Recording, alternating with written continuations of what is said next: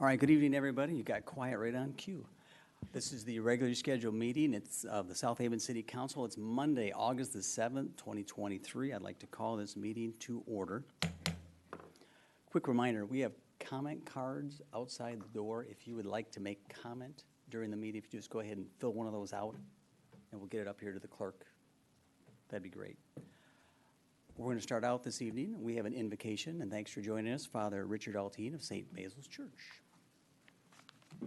Always a privilege to have you here. Thank you. Thank you. I don't really need it, but let us bring ourselves into the presence of our Creator.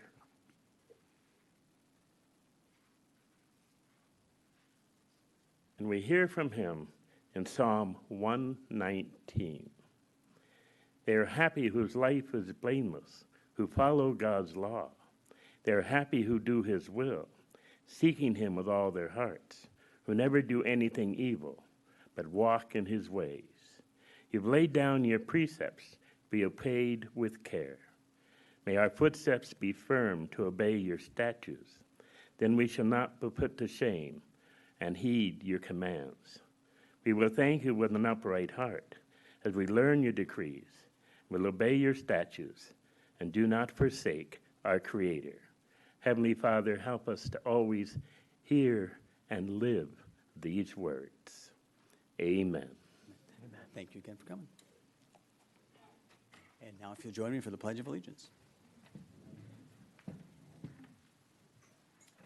Pledge allegiance to the flag of the United States of America and to the republic for which it stands, one nation, under God, indivisible, with liberty and justice for all. All right, roll call, Megan. Jeff Arnold. Here. Wendy Onuki. Here. Joe Reeser. Here. Steve Schlack. George Sleeper. Here. Letitia Wilkins. Scott Smith. Here. Make a motion to excuse council members Schlack and Wilkins. Second. We have a motion and a second to excuse council members Schlack and Wilkins. All those in favor say aye. Aye. Opposed, no. They are excused.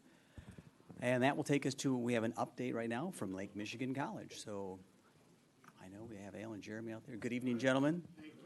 You're dressed up pretty nice. I thought we were in trouble when I came in, but I'm glad to see it was you guys. So, good evening. Well, I've got purple on.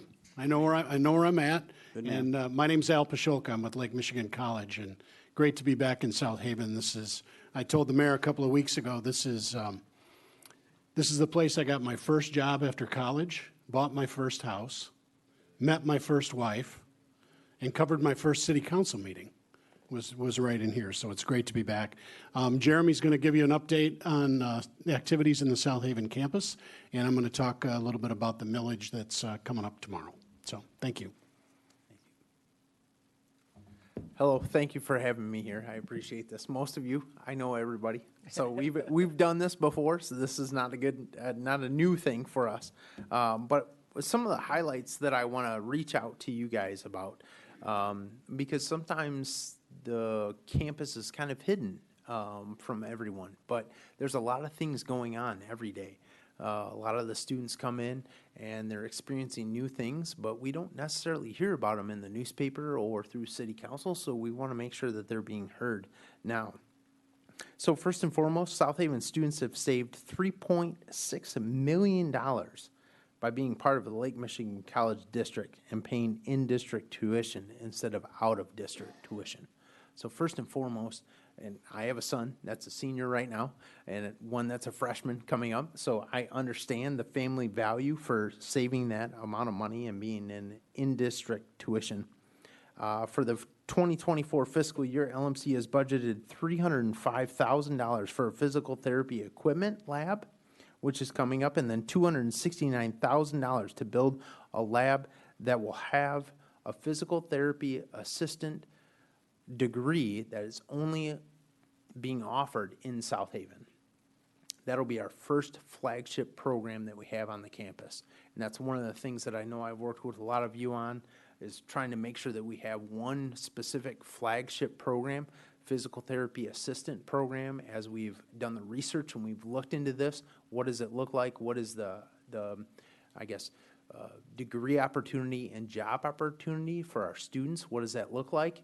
physical therapy assistant was one of the biggest things that we found, especially dealing with how many other colleges offer that. Around here, there's not very many, if any at all. So the ability for us to be able to pull students into South Haven itself from the Holland campus, from down over into by Kalamazoo, to bring people here to do physical therapy assistant has been really big. And we've received a lot of money to be able to build that. So in 2027, we'll have that first flagship program for us. The reason why it takes a lot of time, and you're like, 2027, that's a long time from now, but there's a lot of like red tape to cut through. We've got to make sure that the certificate programs are set up. We got to make sure that everything is set and ready to go. So when those students graduate, they have that official certificate to be able to be employed from day one. And it takes some time to do that. So LMC is definitely working on that. LMC has partnered with Michigan State University to construct a greenhouse on the South Haven campus. So we've already allocated $700,000 from a grant through Michigan State to build a greenhouse. So as we look at South Haven and what they've done as far as agriculture goes, this is a huge opportunity for us. So we received a grant for $700,000 through the FDA to build this greenhouse through Michigan, the partnership with Michigan State. I mean, what an excellent opportunity for our students to come in and to learn about the agriculture environment in South Haven. We've also expanded our community room. Many of you have known that because you've been there already. But we have a $91,000 that we've already implemented into that area to make it more accessible to any community that wants to come in. We took it from a 2-room facility into a 3-room. We've added new audio visual capabilities. So now we're at the point where we can put close to 200 people in that area. Anyone that wants to come in and try to utilize that room, we now have the capabilities to do that. Working with local healthcare institutions, we've offered CNA, Certified Nursing Assistants, and phlebotomy certificates. We've been doing that for a year or so now. We partnered with marinas, and this is the biggest thing. I think many of you have seen that in the newspaper recently, as well as Macomb Community College, to offer a marine technician certificate. Once that article came out, and I'm happy to tell you guys this today, we've had 7 people from that article contact me to try to get into that program already, just one day after that. So we definitely know it's a need within the community. We know what it's like. Many of the people's within the community trying to fix their boats, trying to make sure that everything is serviced as it should be. A lot of the marinas don't have the capabilities, do not have the people to help them out. And now we're trying to build that out and help that community out to make sure that we can get those boats serviced as they need to be. We've created an early college academy. I've worked with the superintendent at South Haven Public Schools, Kevin Schooley, to try to create an early college academy to make sure that those students that are coming through the high school have the ability to earn their associate's degree as well as a high school diploma at the same time. Many of our students have gone through, my son including, has gone through, and many of you, your kids have gone through and earned LMC credits as well as college credits to transfer to that 4-year institution to be able to make sure that they obtain their associate's degree at the same time. So that's one of the things that a lot of people have reached out to me and said, gosh, I'm so grateful that our kids have been able to do that. And without having that campus there, they wouldn't have been able to do that. So that's an amazing thing for the students. I've been working with a lot of people recently to try to extend our CDL capabilities. Currently, we offer CDL, which is Certified Driver's License, through the Niles campus. Every semester that we've offered that, it's been full. So I've now reached out. We had hiring committees set up last week. We've hired 1 instructor already, so we can offer that out of the South Haven campus as well. So I've also contacted Allegan, our ISD up in Allegan that we work with quite a bit as well, and they're willing to offer their parking lots to offer CDL driving license out of the Allegan campus as well. So we have an opportunity right now. We know what it looks like. as far as the economic output for making sure that we have CDL drivers. And now we're saying that LMC has the ability to offer it in Niles, South Haven, and Allegan. So that's one of the pieces that we're working on. For the past year and a half, we worked with Michigan State to offer local growers and economic farming management courses on the campus. Those courses are offered in Spanish. This is incredibly rare to be able to offer campus classes in Spanish, dealing with migrant farming, dealing with anything going on with farming. And every time we offer those classes, they're full every single time. So that's one of the things that we have to, be able to hang our hats on and say that we've offered that.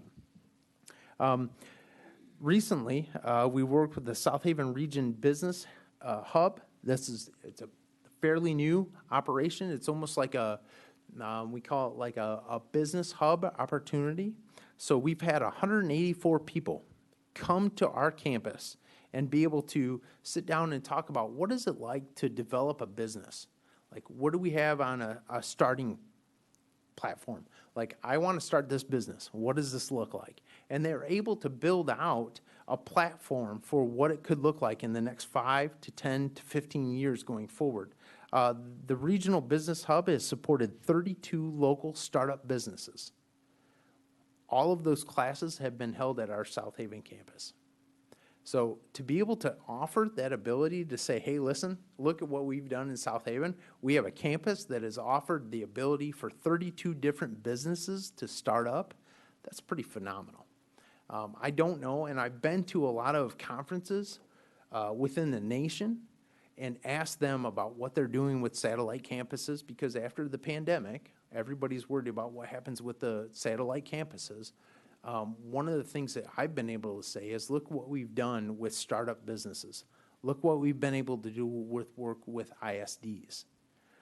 A lot of the other colleges within the nations have not been able to say that. And so as soon as I express that and what we've done at LMC, a lot of notes have been taken of what we've been able to do. So with that, I'm incredibly proud. This fall, one of the things, and I really don't know a lot about this field, this fall we're starting up an esports lab. I know a lot of the high schools are starting to do esports where the kids are competing with each other in electronics. They're playing video games against each other. I don't really know what that looks like. My kids play video games a lot, but what we've been able to do is I've looked and talked to. LMC has actually been able to start up a bachelor's degree with Ferris State University and stated that we have like an agreements degree where they come through, they take classes with us, and they can go to Ferris and actually receive a bachelor's degree certified through the nation that states that they have an esports degree. Now, what that entails, I'm not quite sure, but LMC in South Haven is going to be a part of it. So no matter what, I know that we have in South Haven, we have an esports team. Fenville has one, Bangor has one. I believe Covert is starting one up. So we will have the facility for those students to be able to come in and compete with each other. And that's what I'm excited about, to get those kids in there, to experience what it looks like, a state-of-the-art esports classroom area for those kids. I think that's something also to hang our hats on. We've also created a Pearson Assessment Lab, and I've talked to quite a few of you about that as well. So Pearson Assessment Lab, what that does is it actually allows businesses in the local area to be able to send their employees to come back to the campus to recertify themselves. So let's say that a business wants to, up their ante on the employees that they have and to recertify them to essentially pay them more money and get them qualified to do more things. LMC in South Haven has the ability to do that. We also have the ability to allow more paraprofessionals to come in. They can take their test and become parapros, as well as GED students. And I know that's one of the biggest things in our area, being from here. I know that's one of the biggest things that our students need and our population needs is the ability to be able to come here and to do their GED test and to be ready to go into the business sector. And without that GED, that's very tough for them. So that's one of the first things that I want to make sure that we had the ability to do. So with that, there's any questions. I know I threw a lot out to everybody, but if there's anything that you have any questions on, I'll be more than happy to answer. Yeah, Joe? Yeah, I read some articles recently. One of the big challenges of community colleges and four-year colleges is not just getting the students in, but retaining them, getting them to go through the 2 years for us, or 4 years. They drop out, they leave. It's especially prevalent. Right. Pardon me? Some of them go to work. Right. They tend to, you can't keep them if they take a CNC class, they get hired. Right away. And they don't graduate, but they're working. Yeah, no, yeah, go ahead, Joe. No, I was just asking, Yeah. what are we doing at LMC to retain kids so they get their associate degree or they get enough education to get a good job? And that's the biggest thing, and that's what we want to look at. So before we go to build any sort of program, we want to make sure that those students can come out with some sort of education, a degree, certificate, whatever, that they can go get that job. So if we're having students that leave early, chances are they're leaving early because they already have that job. So you look at the welding that takes place down at the Hanson Center in Benton Harbor, a lot of those students are being snagged up right before even, Mr. Arnold knows it, before they even receive their degree. They're getting snagged up to go get that job. So the retention at a community college is different than it is at a four-year school because there's so many different avenues for those students to take. They can come in, they can do this certification, they do a quick thing, even Marine Tech. So you come in for Marine Tech that we've been working on, you get, 5 weeks into this, all of a sudden, Marina knows that you're doing this. Instead of sending their employees down to Florida to do the training, which would cost them thousands of dollars, they're like, hey, I know you're gonna be committed in this. They snag them right away. So it's the idea of let's look at the open opportunity for those students to get a job. Let's build a program that allows them, no matter what it takes, to get that job. And so Marine Tech, that's a perfect example of what we're trying to do. You go anyway, all the way in, you saw in the article, all the way in New Buffalo, all the way up into Cadillac. There's marinas that are looking for people right away. So if they find out that a student is taking that, I guarantee you, they're gonna snag them up before it's done. It was the same thing with CDL. As soon as the pandemic was over, we saw how many people needed truck drivers. I guarantee you almost every single one of my students grabbed that job before they were done with that program. And they had it before it was finished. So it's just about doing that research. Like, how can we do the research to make sure that those students have that job before they jump into that program? Because they're gonna be set to go. So, and I'll stop Yeah, asking no, questions. that's fine, Joe. Jim Hedinger, who's our economic development consultant, was a pro at this in Battle Creek. For sure. He had this whole flexible, and I don't know the details, but where young people could go, start to get an education.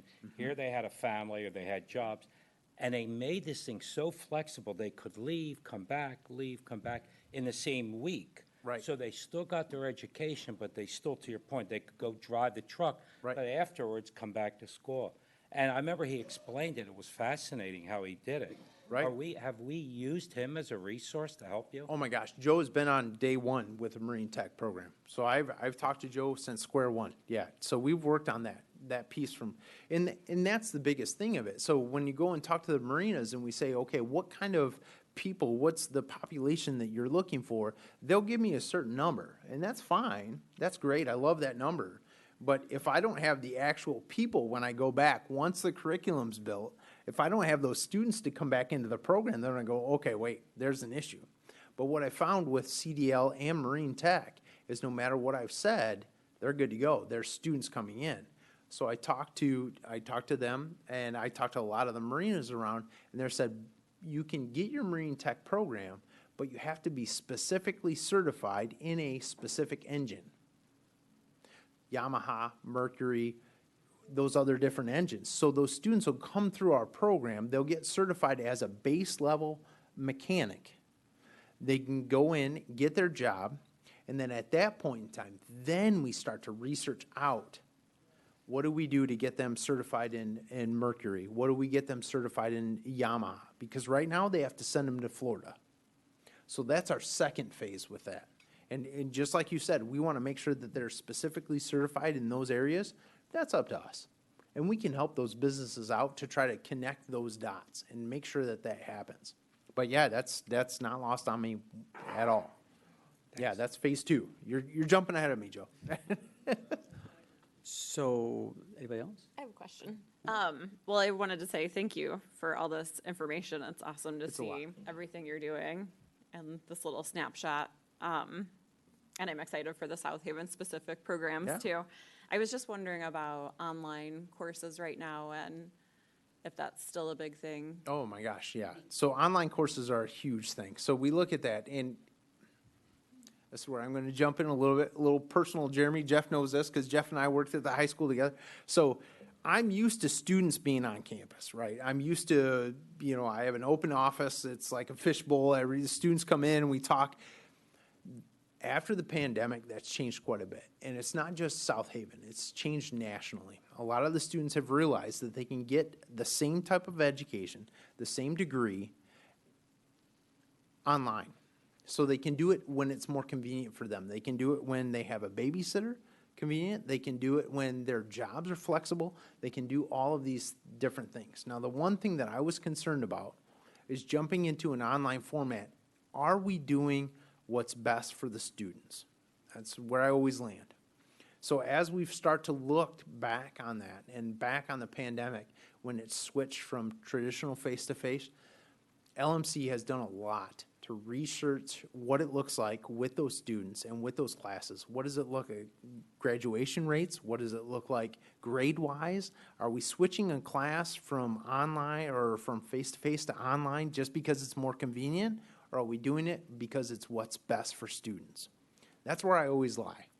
What's best for students? And so what I've seen, LMC offers 5 different modalities for those students.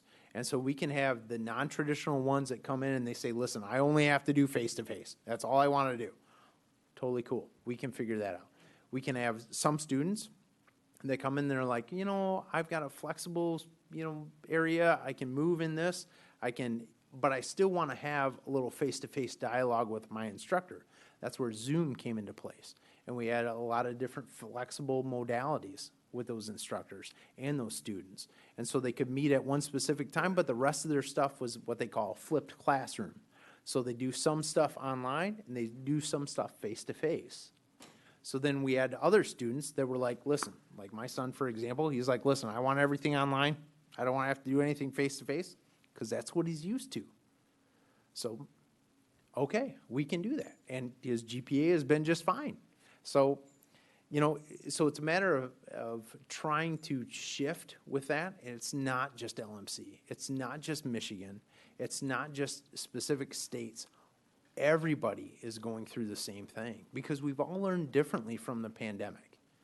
And so that's what we're trying to shift to. And LMC has done just an absolutely phenomenal job compared to a lot of the other community colleges that I've worked with to offer 5 different modalities for students.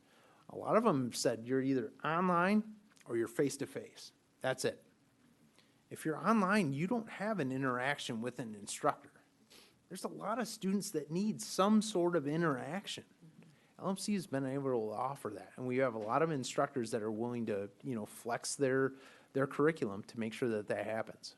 So, Awesome. yeah, Thank you. no, great question. So, 1, thank you for coming. Yeah. 2, annual update, would love to get it. Yeah. I mean, please feel free to come every year, and I know I've given you We can do just this. some, highlights for, I think the community would love to hear how many students we have out at our campus. Yeah. All that good stuff. I mean, sure. it'd just be nice to hear Yeah, how we're engaging our local students. right. I'm happy that your signature program, we're going on that. Marie and Tech, thank you for taking us up on our, challenges. I appreciate that.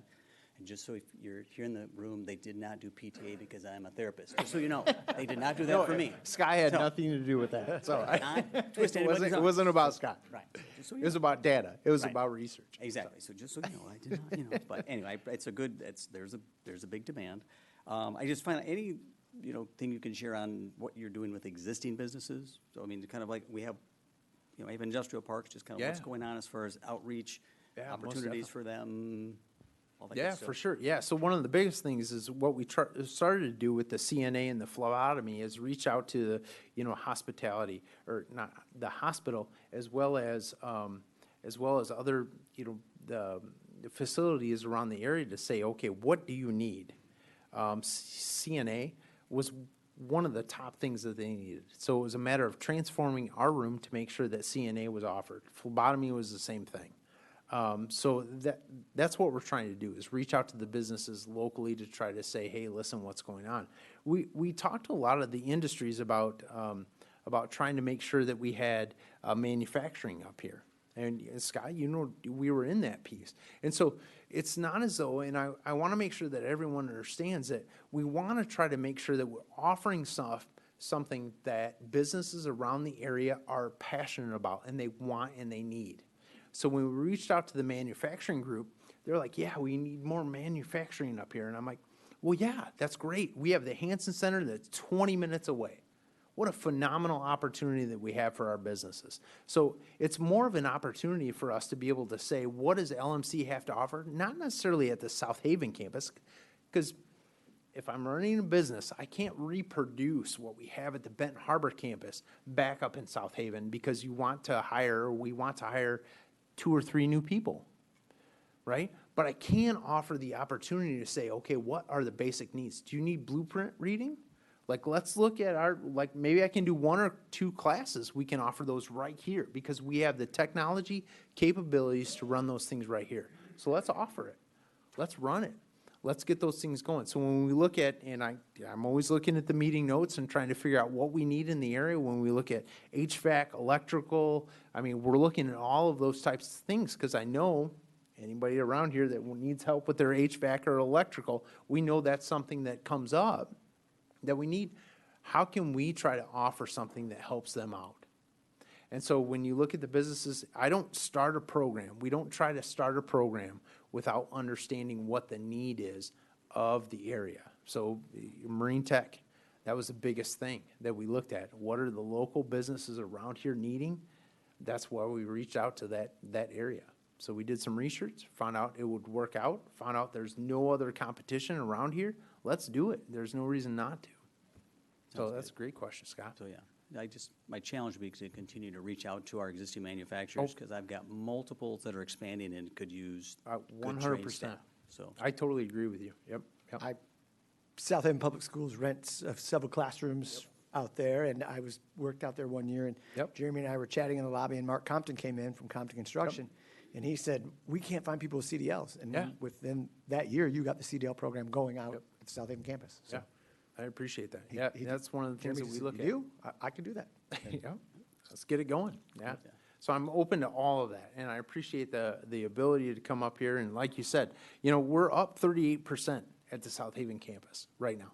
Our enrollment right now on campus. When we look at that, though, the What dynamic. does that mean? You're up 38%? And that's a great, I was Students? just going to explain that, Joe. Thank you. So when you look at that, what does it look like? 38%, what does that mean? So the hard part is, prior to COVID, it would look at like how many students do we have on campus. Once COVID happened, the way that most of the colleges, not just LMC, but most of the colleges statewide were associated, as soon as they went online according to that main campus, right? So when you look at 22, 23, we had hardly any students here because we weren't offering classes. They were online classes. So LMC itself was still offering those classes to those students. We were still helping them with advising. We were still doing student, anything that they would need to come in with a bookstore, with anything else. We were still there. But when you go to register, because those students are doing online classes, those numbers were held at the Benton Harbor campus. So now when post-COVID, we've got students coming in, we're up 38% prior to COVID, which means we've had a return, and which is a huge change. This isn't just LMC. This is a national change. Students are starting to come back to campus. And Laura has done an amazing job. My recruiter has done an amazing job going out to the schools and saying, hey, listen, let's go back to the way we used to be. And a lot of those students are coming back face to face. So when we say 38%, I'm excited about that because that means those kids are coming through my doors. They're seeing us, they're hanging out, they're doing some student activities, They're doing all sorts of different things that they didn't do before, and that's what I'm excited about. So it doesn't seem like a huge increase, but to me, it's massive. It's a simple question. Yeah. Someone signs up online, strictly online, doesn't Yep. come into school. For sure. And they pay for that tuition. Yep. Is that a student? For sure, because what I did was I split it down into zip code. So we look at how many students around this area are coming to our Lake Michigan College campus to do some sort of advising, to doing some sort of bill paying, to do some sort of book purchasing. Those students are our students. We still see them. We still offer a support for those students. We have a lot of families that come into our campus and use our campus simply for internet because they cannot get it at their home. So they come into our building and use it just for internet. That's amazing. That's what we're here for. I love that piece. Very good. All right, are we good? Anything else? Gentlemen, thank you for coming. Appreciate it. All right. Thank you. All right. I've had the chance to work with Jim Hettinger for about 20 years, and he helped us down in Berrien County do our economic development plan, and that was one of the big things, Councilman. That's a great point. Make credit stackable so that you can come back and forth and you can eventually get a certificate or a degree. But as all of you know, and you've got a couple of issues today on your agenda, talent is the number one issue. It doesn't matter where you are, if you're in South Haven or if you're in Detroit or anywhere in the country. On the ballot tomorrow, we do have a millage renewal. That renewal is 0.8804 mils. That was originally, that millage was approved back in 1963. So the community or the region has supported that for the last 60 years. It is the main operational millage for the college. It puts about 25% of our budget is responsible for that one levy that is on the ballot tomorrow. So that is a critical piece that has to happen, and we look forward to the vote tomorrow on a millage renewal. There was some scuttlebutt online today that we were trying to raise taxes. We are not raising taxes. This is a millage renewal, and it's the opportunity to freeze that tax rate for the next 20 years.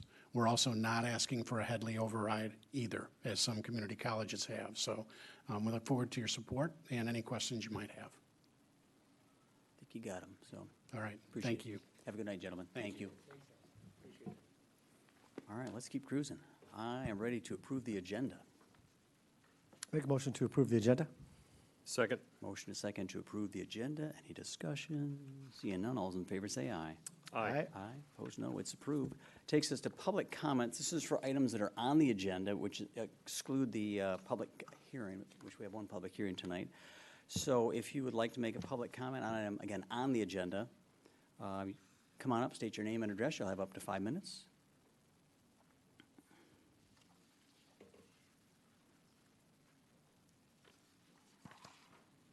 Good evening. Good evening, Dave Tuttle, 116 Clinton. I'd like to speak to item number 14 that's on the agenda about the renewal of the farmers market agreement there. I'd like to suggest that while we had a great farmers market in the past, it's deteriorated significantly over the past 4 years. And so now it's kind of a sad situation. And a lot of the other communities, Saugatuck, Holland, Kalamazoo, have very strong farmers market. And we've lost a lot of vendors. And frankly, whoever was administering the farmers market during the past 3 years pushed away many vendors. Vendors couldn't come back that were here and that people wanted here. So while we had probably about 20 different vendors that were coming in from other communities and providing resources and things that were unique to our community, quiches out of Holland or other kinds of things just kind of all over the place, those vendors were stiff-armed and said, no, you don't meet whatever our specific criteria is, we don't want you here. There's also the physical layout of it, that there's been no progress forward to continue to improve the flow, the access, the space.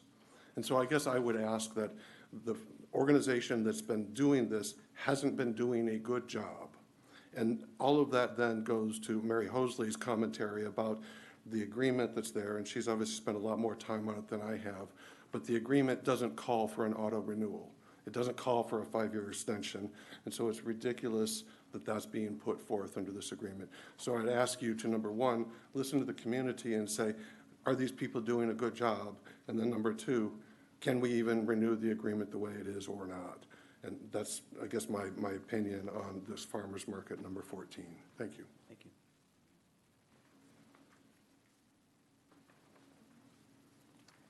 Good evening. Luke Dennison. I rent at 268 Broadway. My wife and I own Snake Oil Roasters, and I am one of said vendors that was stiff-armed from the market this year. We were at the market for the 21 and 22 years, and then this year we were not listed on the returning vendor email. Many other vendors got that email, but we were omitted from that email, and because of that, we missed the 2-week public application timeframe. We are a small business. My wife and I are the only two people that run it, and this was quite damaging and hurtful to us to miss out on that opportunity to be at the market. When we reached out to Jean, and I know this is a small town and I do not mean to disparage any individuals, but when we reached out to Jean with this complaint, there was not an apology, there was not an acknowledgement, there's a potential way to fix this, there was not this could be something that we could talk about. There was not a wait list that we were put on. It was simply, you missed the deadline, you will not be admitted.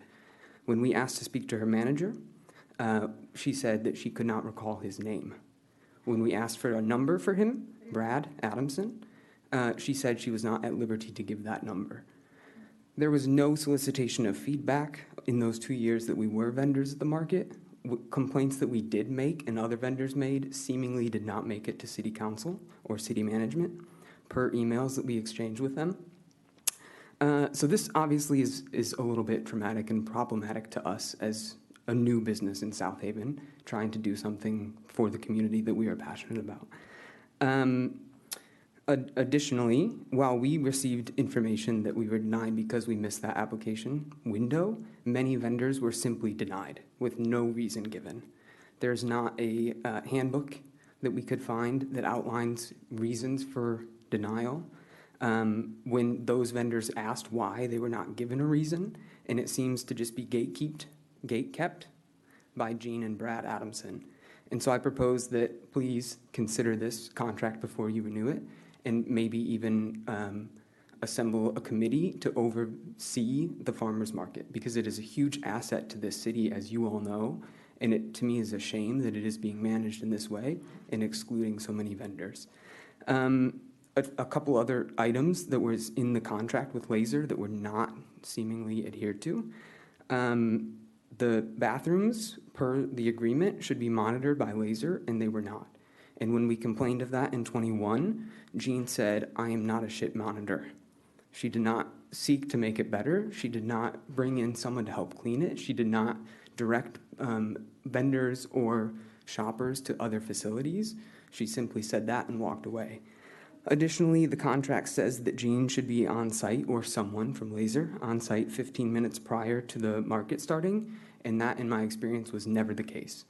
In 22, Jean was not there when the market was moved because of the car show, and vendors were setting up and no one knew where to go, and there was no one there from Laser to tell us.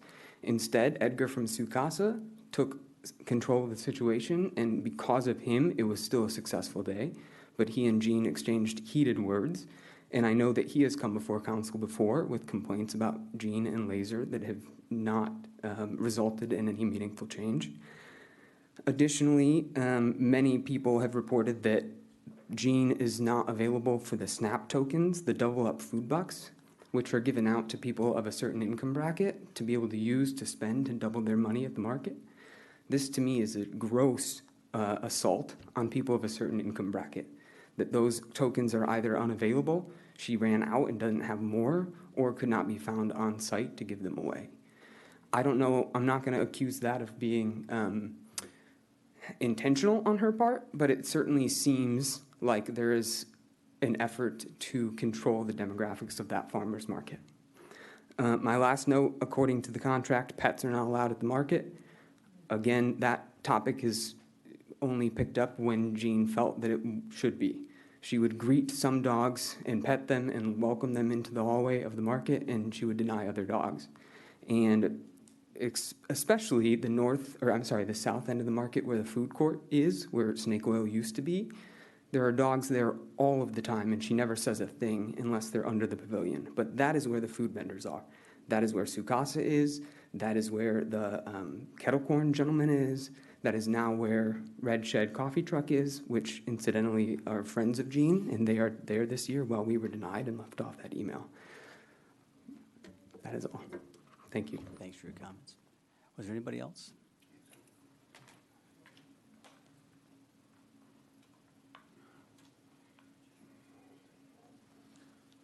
Hi, good evening. My name is Paul Donahue. I live in Allegan. I own Twin Flame Lavender Farm with my wife. We attended the farmers market in the 21 and 22 years. And you'll have to excuse me, I've got some cognitive issues. I've had several heart attacks lately.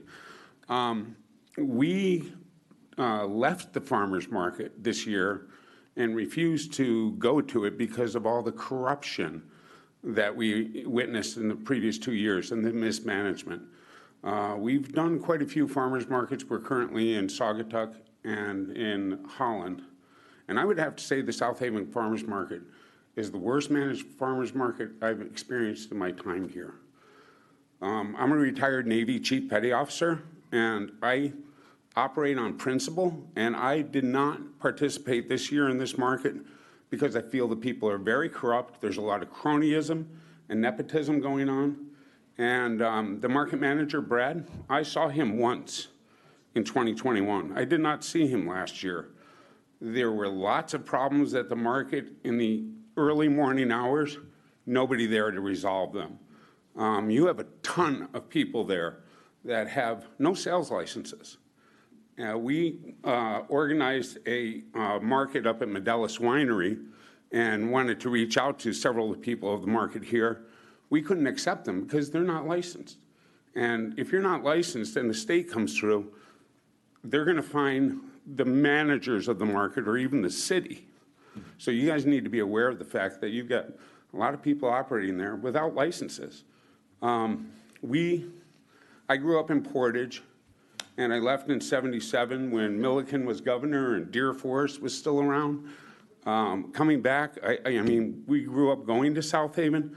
I love this city, but I can't participate in this market out of principle. And I really just wanted to be here today to bring it to your attention, and hopefully you'll do something about it. Thank you. Thanks for your comments. Anybody else?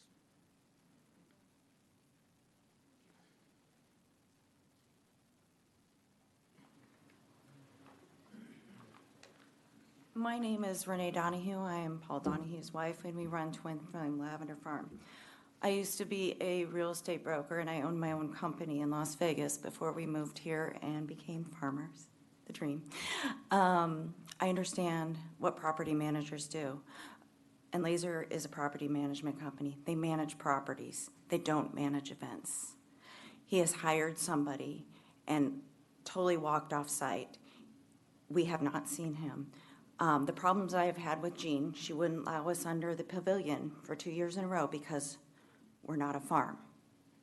I invited her to my farm so that she could see that we're a farm and how we process our health and beauty products.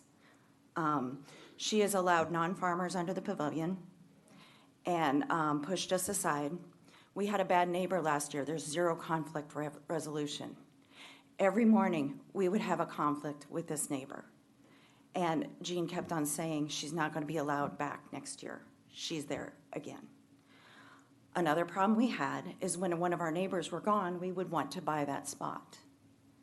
And I gave Jean checks. Unfortunately, our power has been going on and off from the rain, and I wanted to print this for you. She told me that she prefers cash vendors. I highly recommend that you audit and see what percentage of cash you're getting, because I have a feeling it's going in somebody's pocket. And another thing, We applied this year. We just wanted to come, since we had so much frustration last year, just once a month in the middle of the month, not even a prime holiday, just to service our customers. She gave us all the spots. 2 weeks later, she revoked all the spots except for May and October. So we decided we're not going to do this year because of the passive-aggressive games that have been played with our farm. So I believe that you should consider putting the contract up for bid and consider hiring an event management company. Property management companies are not qualified to do this. Even a farm would be qualified to do this. It's been mismanaged, and this is the worst. Not only do we do Saugatuck and Holland, but we've been doing this since 2019. We have done a ton of farmers markets. This is the absolute worst managed farmers market we have ever attended. So we hope to return next year if there's a new management company. And thank you for consideration, and we're so happy we had the opportunity in 21 and 22 to work in South Haven. Thanks for your comments. Thank you. Anybody else?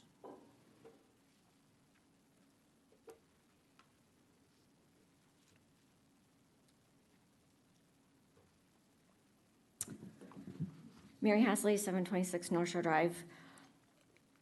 Like to talk on hit a couple different agenda items. First, consent F with regard to the Dykeman Park.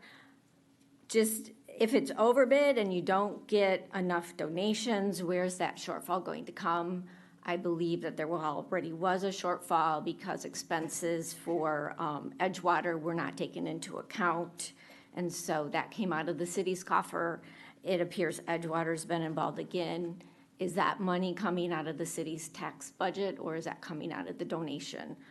It would just be nice to have a bottom line of all of the expenses and how they're paid, because this is a gift, and I'll just leave it at that.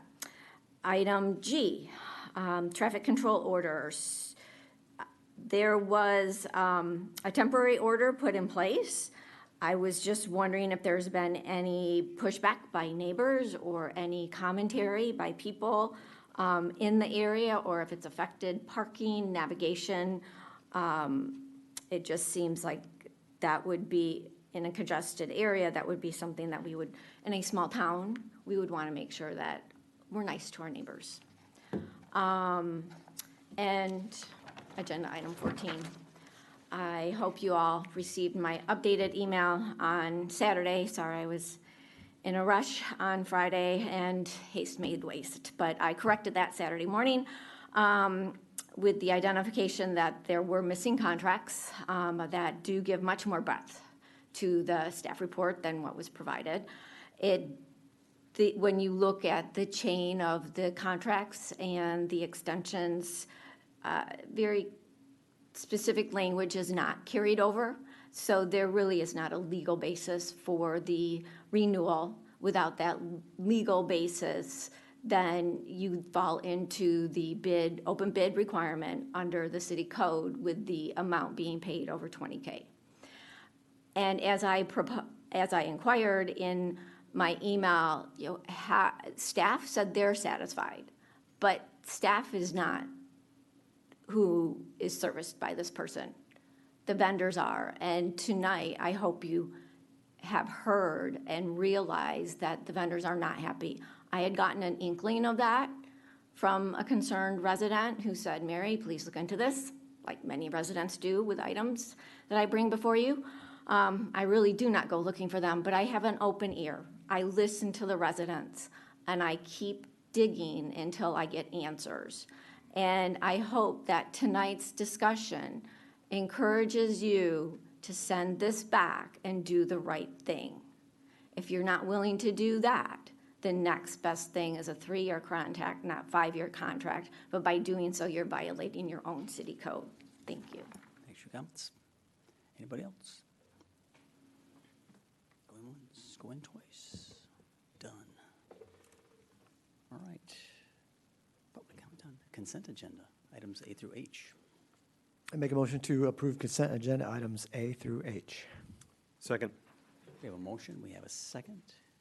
This is a roll call item. Arnold, Yes. I'm sorry, Onuki, Yes. Reeser, Yes. Schlack, I'm sorry, again, Sleeper, Yes. Smith. Yes. All right, old business. City Council is going to be asked to take the following actions regarding an industrial facilities tax exemption for Spencer Manufacturing for its property at 165 Veterans Boulevard. So first, we're going to open a public hearing, and then Griffin's going to clue us in. I'll make a motion to open the public hearing. Second. Motion second to open a public hearing. All those in favor say aye. Aye. Aye. Opposed, no. It is open. All right, Griffin. IFT, good stuff. Business growing. Talk to us. Absolutely. Good evening, everyone. Bringing this back before you all from a few weeks ago. In July, the City of South Haven received an IFT application from Spencer Manufacturing for real property improvements associated with a 38,000 square foot addition to their current building. As many of you know, Spencer Manufacturing is a longtime local business that produces fire trucks and sells them all over the country. This expansion not only keeps them in town, but is anticipated to create up to 16 new jobs within 2 years of completion. There are presently about 50 jobs already at that site. So city staff, with assistance from the city attorney, reviewed the application and prepared the proposed clawback agreement that's similar to those used associated with other IFT applications. So with that, you're asked to host a public meeting this evening, as well as consider adoption of the resolution. Happy to answer any questions. I think we got it. For those of you that aren't aware, this is a business that was spawned out of somebody's garage. Brian Spencer started this. Now it's being run by his kids. So great business. I think they're 3 to 4 years behind on orders. That's how busy they are. If you need a fire truck right now, so get your order in now. But it's also a business getting statewide recognition. We hosted the CEO of the MEDC at their facility earlier this year, and that's quite an honor for a business in South Haven to be able to do. That's very exciting. So fire trucks, they're also involved in the harvester business. They paint. A lot of very good local jobs. So this is very exciting. So this is a public hearing. If anyone would like to make any comments, questions, come on up, state your name and address, and we'll do the best to answer them. Going once, going twice, sold. I make a motion to close the public hearing. Second. Motion second to close the public hearing. All those in favor say aye. Aye. Motion's closed. Next, I just need a motion to approve Resolution 2023-23, which is a resolution approving an application from Spencer Manufacturing, Inc. for an industrial facilities exemption certificate for real property improvement only. Make a motion to approve Resolution 2023-23, a resolution approving an application for Spencer Manufacturing for the Industrial Facilities Exemption certificate for real property improvement only. Second. We got a motion, we've got a second. Any questions, comments? Exciting. It's very exciting. Build, and add jobs, which is very exciting. So I'm If you all encouraged. haven't had a chance to swing out there, it's very impressive to see them putting up steel right now and really get an idea of what almost 40,000 square feet looks like. Yeah. It's doubling plus the size of their existing facility, so it's very exciting for town. Very, very encouraging. So agreed. All right, we got a motion, we got a second. All those in favor say aye. Aye. Opposed, no. It's approved. All right, let's go on. We have some special events. I'll take these as a slate. We can pull them apart if we need to. We have special event application 2023-33, which is Holiday in the Park, to be held on Friday, November the 24th, 2023, from 4 p.m. till 7 p.m., and that's in Dykeman Park. We have special event application 2023-34, which is New Year's Eve 2024. Well, it would start on the 23rd. I guess that's true. New Year's Eve 2023, first week. Gotcha. Yeah, I'm like, it's next year. To be held from 3 p.m. on December 31, 2023 until 1 a.m. January 24th. Yeah, 2024. To be held downtown at Center Street and Phoenix Street intersections. Oh, I stopped. I got so stumped up. Sorry. Special event application 2023-35. Night of Worship and Baptism to be held on August 27, 2023 from 7 until 9 on a portion of North Beach. And finally, special event application 2023-36. Cemetery Tour 2023 to be held on September the 10th, 2023 from 10 until 12 at Lakeview Cemetery. Shoo. I make a motion to approve special event application 2023-33 as read by the mayor. Special event application 2023-34 as read by the mayor. Special event application 2023-35 as read by the mayor. And special event application 2023-36 as read by the mayor. Second. All right, motion second. Kate, you want a quick preview? And Well, thank you, Mayor. Yes, we have many returning events, as you can see by the Holiday in the Park, as well as New Year's Eve. These are going similar to how they've been approved in the past. The Night of Worship and Baptism, they're looking at bringing 200 folks to come to the North Beach for baptism on August 27th. As we do with many of our applicants of a religious nature, we allow many of them, we allow all that come. So we'll just make sure that they are on North Beach and not inhibiting any of the concessionaires. The final one is the Cemetery Tour 2023. That will be a tour of the Jewish part of the cemetery, and that'll be put on by, I believe, the Historical Association. Okay, very good. Questions, comments? Nothing. All right, we've got a motion, we've got a second to approve the special events as written. All those in favor say aye. Aye. Opposed, no. They are approved. Next, City Council will be asked to schedule a public hearing at its regular meeting on August 21st, 2023 to consider an industrial facilities tax exemption application from W.R. Grace for its property at 1421 Kalamazoo Street. I make a motion to schedule a public hearing at our regular meeting on August 21st to consider an industrial facilities tax exemption application from W.R. Grace. Second. Motion is second. More good news. Griffin? Yes, good evening again. Very similar to what you all just approved for Spencer Manufacturing, we have an application from W.R. Grace. As many of you are aware, this local manufacturing business has gone by several names over the past few decades. And is continuing to expand and reinvest in that facility. This time, W.R. Grace is looking to invest almost $30 million into the property there. And what's before you all specifically is an IFT exemption application for a 3-story building expansion, some warehouse space, as well as a new product line they are looking at implementing. This application and this project is expected to create 20 new jobs within the first 2 years of completion, as well as retain the business's almost 200 employees that are out there. So similar to the Spencer Manufacturing one, staff and the city attorney prepared a clawback agreement that we use in these situations to protect the city's interests. But with that, I'm happy to answer any questions, and we're just looking for the scheduling of a public hearing this evening. Sounds good, thank you. Any questions? It's pretty straight ahead. More good news. All right, we've got a motion and a second to schedule a public hearing. All those in favor say aye. Aye. Aye. Opposed, no. Schedule away. Thanks, Griffin. All right, next, City Council is going to be asked to consider the adoption of Resolution 2023-24, which is a resolution recommending that the Michigan Liquor Control Commission grant New Holland Brewing Company a social district permit for use at the South Haven Tasting Room, which is within the South Haven Social District. I make a motion to adopt a resolution 2023, a resolution recommending that the MLCC grant the New Holland Brewing Company a social district permit for the use in the South Haven Tasting Room, which is within the South Haven Social District. Second. All right, motion and a second. And are you up for this too? I It's am. good news, which starts soon, right? Yeah, well, it's getting there. So, as many of you are likely remember, the City Council approved a resolution to establish a South Haven Social District. The district that was established will be open 7 days a week from noon to 8 p.m. Between October 1 and May 15, starting this fall. So we're still a few months away, but we are getting there. And prior to this application from New Holland, the City Council already approved or recommended applications to the MLCC for Taste as well as Kitchen 527. So it's exciting to have another local establishment submit an application They have submitted the required materials, and it is recommended that City Council adopt the resolution that's before you all.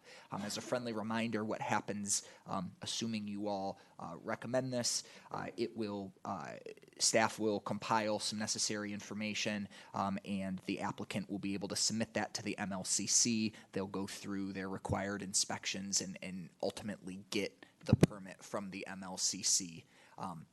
Only businesses who go through this process and get that permit from the MLCC will be eligible to participate and sell beverages in the social district starting this fall. Sounds good. Thank you, appreciate it. Questions, comments?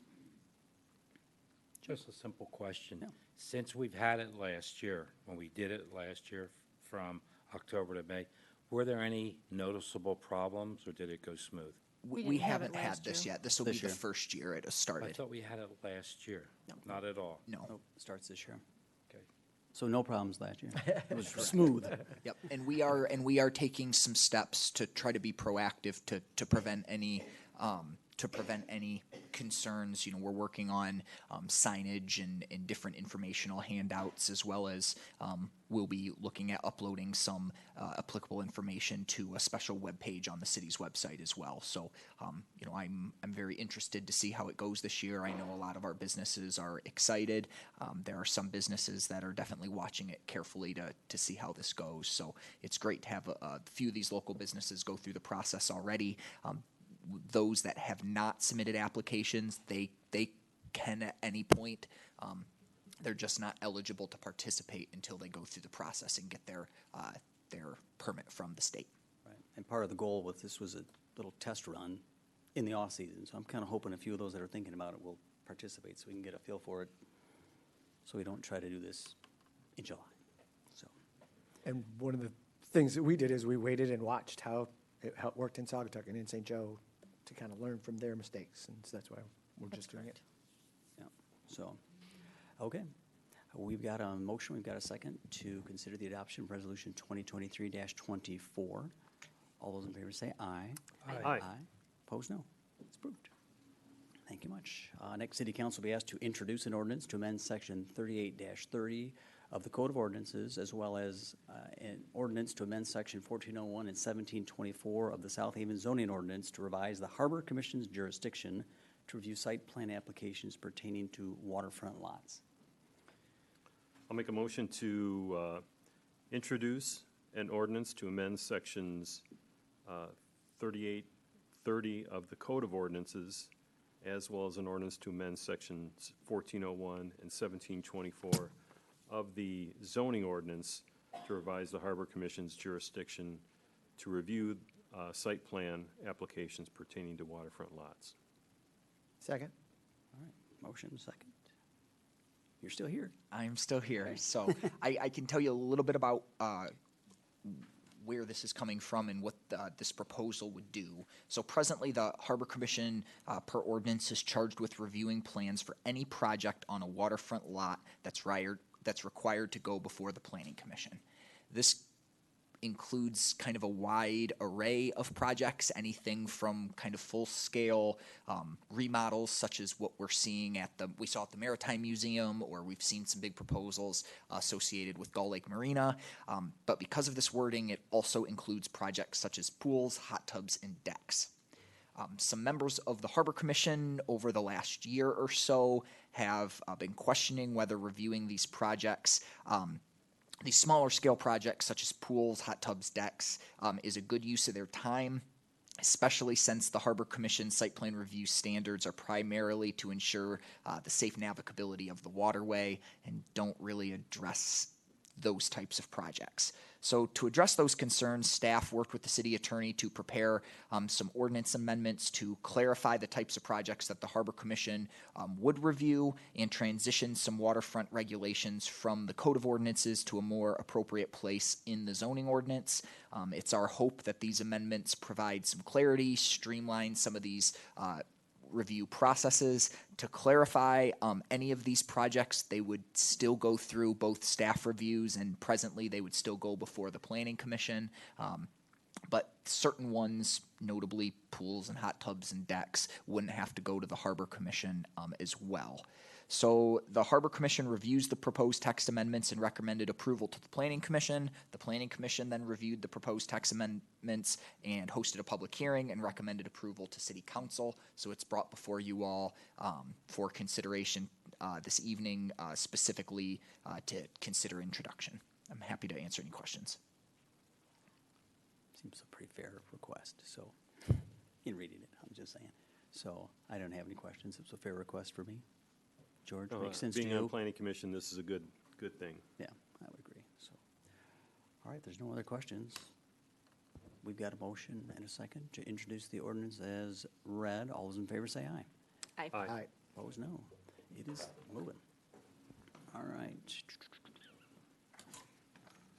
14. City Council will be asked to take the following actions regarding the farm market manager contract extension. So we have two parts here. First, we need to consider the approval of a contract extension with Laser Property Management for the management and oversight of the farm market. And then the second item, I'll read it and we can take it how we want. Consider approval of the special land application 2023-37, the South Haven Farm Market to be held from 8 a.m. until 2 p.m. on Saturdays beginning May 15th to October the 15th, and Wednesdays beginning June 1 through the end of August. I have a question. Yeah. Kate, are these tied together? So what we have here is we have the original agreement from 2018 that was for a 3-year agreement. Then we had an extension from 21 to 23, which will be ending at the end of this year. And then we have an extension that's been provided in the packet that would extend it for 5 years. As a professional services contract, this would not be subject to the section that was discussed earlier. So we don't have to go out for competitive bids, as this would be considered a professional services contract. There's marketing that's involved. There's regulations with MDARD, which is the Michigan Department of Agriculture and Rural Development.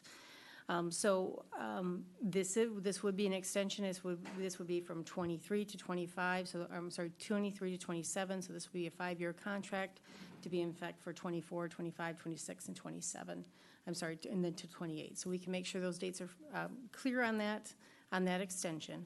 Moreover, I know that Sue Brock is here, and she is our DDA director, and she works very closely with the farm market. I know there's been a lot of testimony that was been brought forward, and I shouldn't say testimony, but merely some comments. And I should say that we heard those comments, and we've been trying to reach out, and we've had lots of emails with Snake Oil Roasters. And they did also, I guess, conduct their own survey, and they shared those results with us. We had two vendors that were very unhappy, and I think both of them are here today and have talked with the city council. But the other vendors that had responded to their survey were very complimentary to both Brad and Jean. And we did take some constructive criticism from our emails with Snake Oil Roasters, and we've incorporated that into the contract. So what we have going on here is that the farm market would open at 7 a.m. and Jean or the Laser would have someone there. Previously, it was at 8 a.m. And we see that makes sense to make sure that everyone is organized when they come into the farm market area to get set up in their booths. If you remember, several years ago, the city council asked for a stakeholder committee to be formed that would go into revising the farm market. There were some concerns it was too big and was growing into areas that was not conducive. So at some point, we had many vendors into the Dykeman Park area. The park was getting torn up, and there was concern that we had too many non-farm vendors. So the stakeholders, which Brad was part of, and as well as some city council members, farm market vendors, were all part of that stakeholder committee. What came out of that is that there's a certain number of farm market vendors that have to be farmers. There's some that have to be food vendors, and there's some that have to be non-food retail. So that has all been established with the stakeholder meeting. So I've heard the committee, the comment that, I'm not sure who's in charge, but nobody's allowed to do X, Y, Z. Well, there's been some rigidity installed with this farm market so that it doesn't grow too big and really pour over into other areas of the park. As well as the parking lot. I should note that I did also hear concern that dogs were only allowed in certain areas. When I look at the farm market handbook that has been published online and has been online for several years and has been updated by Laser Management, I do see that they do have an area in there where they're very clear as to where dogs can be. And more often, that aligns with the Michigan Department of Agriculture and Rural Development's location of where dogs can be in a farm market. So in my mind, I'm seeing that they are aligned with state rules. I should also mention that when the farm market is organized, the deposits come to City Hall. All of that money is coming here, and then we pay out Laser Management as the contractee. We also took, in those four. Okay, can I say it? Sure. Can I hold the comments out there? Please. We're all adults here. Thank you. Thank you. I should also note that one of the information we received this spring was that there weren't enough SNAP tokens or double up bucks.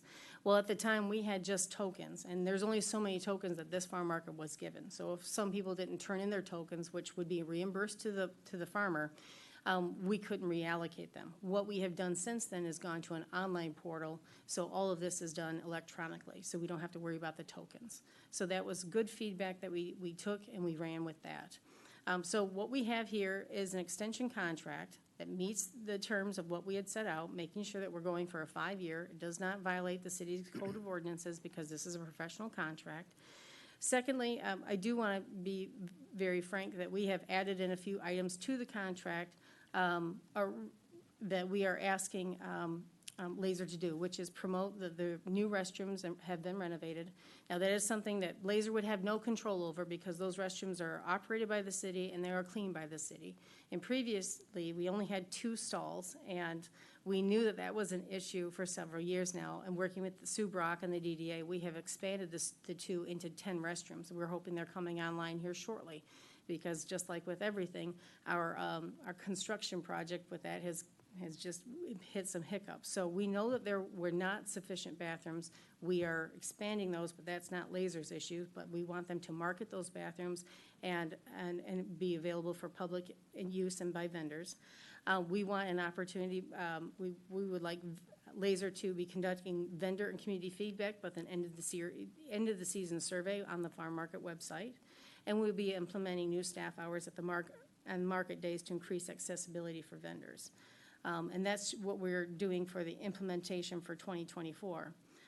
In the staff report, you'll see some of the things that have already been implemented this current year.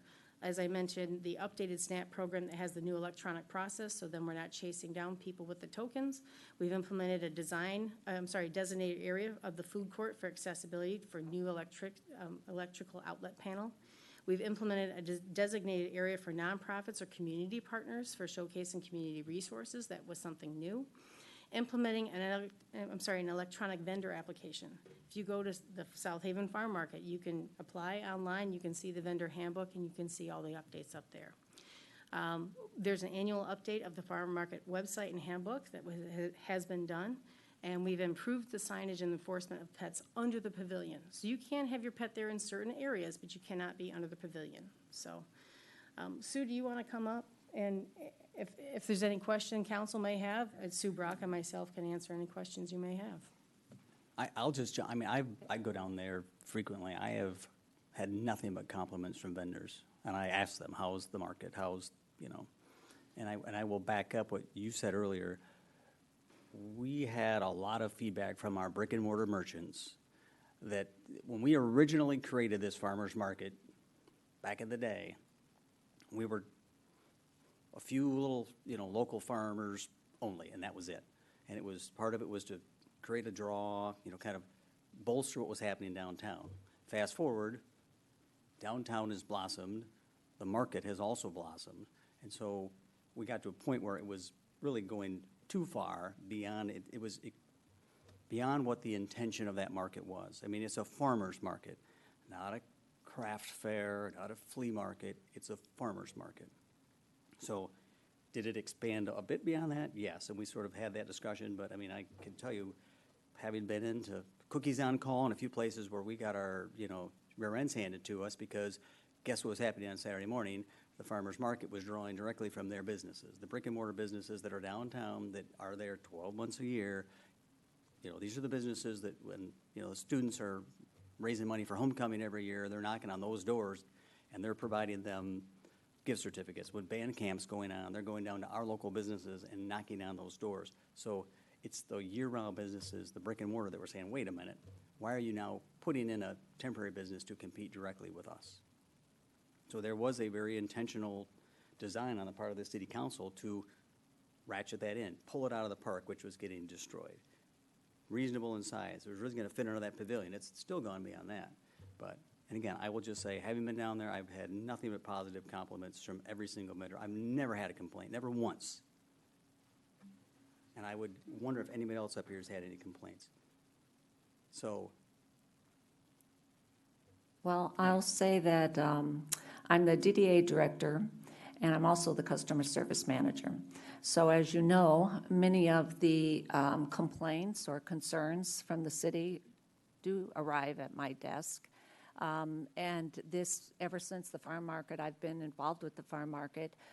There's only been a couple of them, mostly just one, that has come through, and I take pride on addressing them immediately. Like Kate had said, we tried to get a meeting. It was denied on that. I worked very closely with Lazar, Brad, and Jean to make sure that we can present the best farm market out there. It is to complement our city, not compete with the downtown businesses. That was one of the goals with the stakeholders.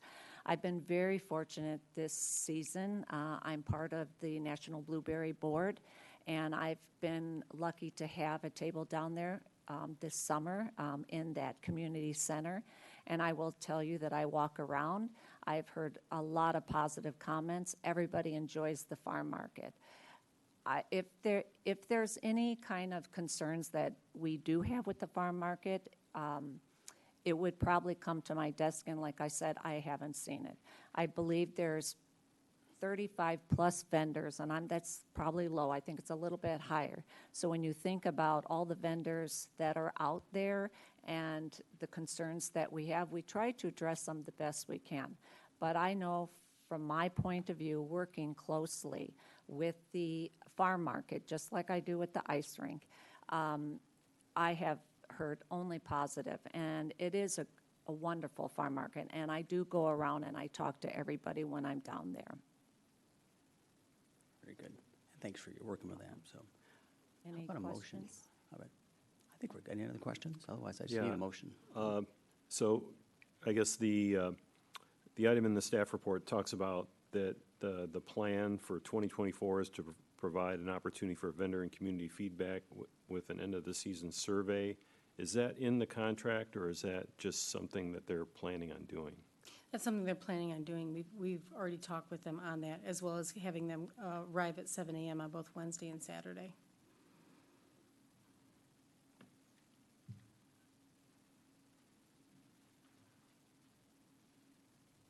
Is this a time for comments and discussion? Might as well. I don't have a motion yet, so. Okay. I feel torn right now because I'm hearing both sides, but over the last couple of years, I have seen from some vendors that they've had trouble with the market management. And I do know the manager of the Saugatuck Farm Market and see the amazing things she's doing, and not to diminish what's happening in South Haven, but I feel like we could be better in a lot of ways. And that it's worth looking at how we can improve. I know there was a committee, I don't know if we can form another committee just to get more thoughts and ideas on it and see how we can make it better before we move forward with a 5-year contract. That would be my preference, would be to get a group together and see where the problems are. Because the feedback tonight, I can't in good conscience just move forward with things as they are. But if we can talk and try to figure out a plan for the future, including a committee, I would be more than happy to be on it, be a part of it. But that's the direction I would like to go. All right. Anybody else? Good. Kind of follow up on what Wendy's saying. I just find there's a disconnect. how we can have someone saying there's no complaints, everybody's happy. I go there, but I don't talk to vendors. I just think it's well-run. But yet we have people that actually work it, make a living doing it, and they're concerned and they have complaints. There seems to be that disconnect. Is there a way, to Wendy's point, that we could have some kind of an ad hoc committee to talk to the vendors? Or are the vendors feel so uncomfortable coming to someone and voicing it other than here? But there is that disconnect. And I'll tell you what sends the red flags up for me, a business owner, when someone says they're being asked for cash, they don't want checks. Now, I don't know hearsay from fact, but it does send a red flag up. So is there anything else, Mr. Mayor, that can be done to make it easy for the vendors to give their feedback? I don't know why they wouldn't come to you, but I don't understand it. And I'm just trying to be fair to both sides. Yeah, well, I think we've got two. We've talked about doing an end-of-the-year survey, and Sue's down there. I mean, there's ready access to us, to staff, the survey can be done. That's not a problem. So. That's correct. And I can say that, you know, it's easy to put these conditions in the contract. If that's your concern, George, we can add that as an addendum, making sure that that will be done.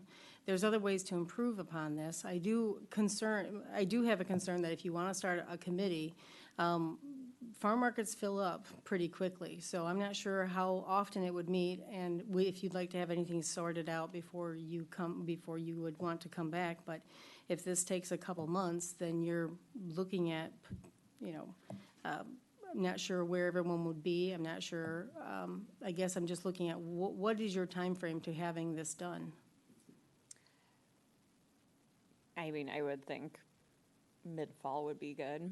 I don't know why it would take more than a month or two to try to get some people together and share ideas and come up with a plan. And what I wanted to ask, you covered everything really well. Can we take A and B apart? I'd like to approve B so that vendors can make plans and we can have the event scheduled. And then kind of like what Wendy was suggesting, maybe for A, it's a one-year deal. And then that gives us the time to get a committee, ask some more questions, speak to more vendors. If council would like to, agree to the contract extension for any period of time, that's fine. It just, there is if you do item B, that's fine, but you're gonna have to have someone to run it because I don't have the staff to do it. Yep. So if council's looking at going out to bid, then we're just gonna have to reset the clock and go out and deal with that in a different way. So if you want to approve this special event application without a vendor, for a farm market manager, then we're gonna have to see if we can get a farm market manager. Yeah. And the mayor just whispered to me, he said the original was 3. And my thought was let's just give them 1 year, and then that gives us time to dig into these issues and make sure that, the things are being done correctly. And then we can offer them a longer one. Right, because they've had 2 3-year terms. If council would like to do 1 year or 3 year or 5 year, that's entirely the province of council. I do know that when we have good relations with vendors and they're following the rules that we need them to do, and that's a beneficial relationship, we do the 1 year, we do 3 years, and we can go up to 5 years, as we've done with our kayak concessionaire, with our vendors on the beach, the North and South Beach concessionaires. So those are options, and that's why we looked at the 5-year. And those people have proven to be good That's correct. partners, and that's why we award them a 5-year. Yeah. That's correct. We recently just did one for the ice rink as well. So I think Kate made a lot of great points, all the things she's doing, all the improvements. And then she says she doesn't have staff to go out and do a survey. I will offer to do it. I didn't say think I I couldn't could do the do it. survey. I'm sorry, I don't have staff to run a farm market. Oh, no, I didn't mean- oh, If we I'm need to do sorry. a survey, we can happily do that. I just don't have staff to run a farm market for 6 months. So you do have staff that could go out and ask the vendors questions? No, like I said, a farm market management is quite different than operating a survey. A survey, you put together the questions and you email it out, or you could put together a QR code and set that out at each farm market. Running a farm market, which entails contracts, making sure people have their insurance, their licensure if required, making sure that vendors know where they're going, having someone there, ensuring that people know that the electricity is working, that the that the trash has been picked up and that it will be taken care of. I'm sorry, I just don't have the staff to run the farm market, but if council's looking for a survey, then we can put together a survey, but I don't have staff for a farm market manager. That's why we have contracted, and we have contracted farm market management since the inception of the farm market since 2012. I never implied to have the city Nope, run just the wanted to be farmers clear. market. But I think a simple survey, because such a disconnect, I can't see why we couldn't get someone in the city. And like I said, I'll volunteer and go talk to people and find out what they think. But it won't be as scientific if you put together a good survey. So put together a good survey, a questionnaire, and have it done. I can't see why we couldn't do it in 4 to 6 weeks and just ask half a dozen or a dozen of them what they think. I think you'll get candid feedback, and then we can report on it. Would Laser Property Management be amenable to a one-year extension, or would they probably say, no, we're not interested in that? They've had 3s before. I'm sure we can pass that to them. Of course, this would be a change in the contract terms, so we can float that to them and see if they are amenable. Well, I guess if you're saying you're going to do a survey in 4 to 6 weeks, you can approve of 1 year and you could extend it after that, That's correct. if that's the desire. At least this gets it moving forward, and then do the survey in the next 4 to 6 weeks, and if we need to extend it yet this fall, we'll extend it yet this fall. How's that sound? So would the first year contract be for the stated amount in the staff report of $25,052? I would think, yeah. That way, you get the year, we'll do the survey. Yeah. And then amend it from there. I would just add if we can do, like if we're doing a survey, but if we can get some people in a room together to talk about it, and seeing if we're going in the right direction, I would like that. Like someone from council, a couple people from the farmer's market. We can decide that structure. Any motions? Okay. Otherwise, we'll go on. I'll make a motion to offer a one-year contract extension to Laser Property Management for the management and oversight of the farm market, and make a motion for approval of the special event application 2023-37, South Haven Farmers Market, to be held 8 to 2 on Saturdays beginning May 15th through October 15th, and Wednesdays June 1st through the end of August. Second? All right. Motion, second, and then we'll just have the staff will have the caveat that we're going to work down the survey and we can bring it back and discuss after that. That sounds fair. Any questions on what's been approved? So we got a 1 year extension, and we're going to do the special event application. Questions, comments? No? Well, All right. I would just like to see the results before we do the one-year extension. I share that concern, but my thought is there are so many vendors that count on it. You know, so many of the local farms that have to sell their stuff there. It's such a nice attraction for us. It's where I get my vegetables. And so I don't want to delay it. I don't want to stall it. And so that's why I made the motion that I did. I don't know if that changes your mind. I would tend to agree. And staff's done the research, and having worked with staff, talked to staff, and haven't been down there, I'm comfortable with that. Let's get the survey done. Motion, second. Why don't you roll call it? Onuki, No. Reeser, Yes. Sleeper, Yes. Arnold, Yes. and Smith. Yes. Motion carries. Carried, very good, thank you. Next, City Council is going to be asked to introduce an ordinance to amend Section 10-51 and 10-52 of the Code of Ordinances to address flood-resistant construction and designated regulated flood hazard areas in accordance with updated Federal Emergency Management Agency maps. I'll make a motion to introduce an ordinance to amend sections 1051 and 1052 of the Code of Ordinances to address the flood-resistant construction and designate regulated flood hazard areas in accordance with the updated Federal Emergency Management Agency maps. Second. All right, motion second. Bill, let's talk about FEMA. Thank you, Your Honor. City Council. Recently, we were informed actually by FEMA that the FIRB maps, which are the flood insurance rate maps, are updated for Van Buren County. And they'll be in effect actually November 16th of 2023. So we are a participant, the city of South Haven is, with the National Flood Insurance Program. So for our ordinance to be effective, we need to actually pass this amendment for these maps. So it's, I had a lot of back and forth with the state already on this draft here. And actually this went through about 4 iterations with the state. So they make sure actually this ordinance is, this is what we want to see. But so before City Council, that's what you have right there. Got to get done. Okay, very good, thank you. Questions, comments for Bill? Bill, has the city attorney also weighed in on this? Yes, he has. Yeah, that was, the back and forth was actually with Nick and, and state, so yes. All right. Anything else? Nothing.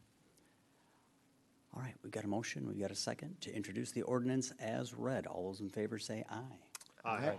Opposed, no. It's ready. And Bill, you're here, so give us an update. Well, I'll just Good evening. continue sitting down then. That's right. Come on in. Thank you, Your Honor, City Council. Here's an update of projects going on around the city of South Haven. The new substation is currently constructed. We have temporary power to it as we speak. We were just informed today that AEP, the contractor, is in, and they're going to start setting actually power to it. No matter what they do, even if they connect it early, we cannot energize it until September 19th. That's how strict actually the rules are with the regional transmission organizations. So no matter what, it has to stay. And there are other things we still have to do. We still have to finish up a couple of our distribution circuits, as well as another one on 16. So, but all is going well, and that project is just about wrapping up here.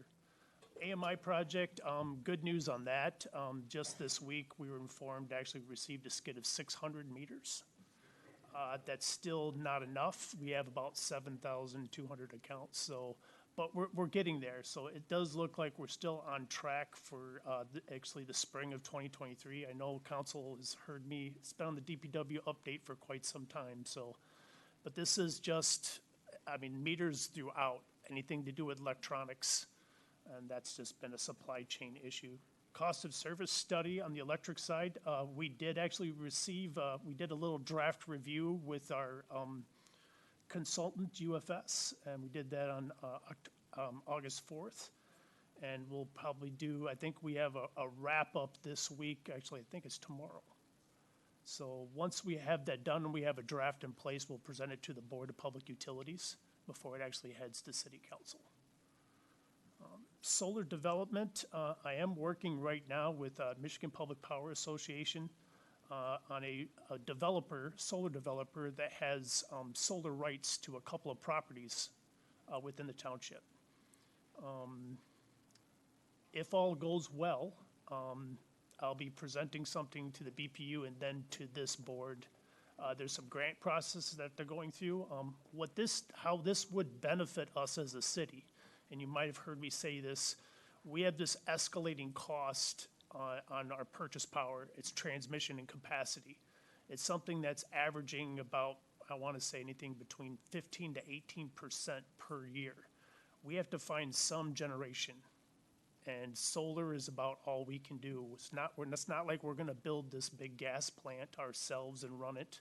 It's just not going to happen. But if we can build or have somebody that can build actually a solar and we reap the benefits of it, it's perfect for us. What this would do, it would allow us to, there's these peak periods within our regional transmission organization, which is PJM, peak periods that happen to where if we can actually have generation on our side, we can cut our demand down at that time and save us money. So that's what this does. Plus it is renewable energy credits that we would have. So like I said, they're working with a developer at this time, and hopefully everything goes through fruition. Wastewater treatment plant project, we are now working with the bond attorneys and our investment consultants. A lot of paperwork involved in that, so still working through that.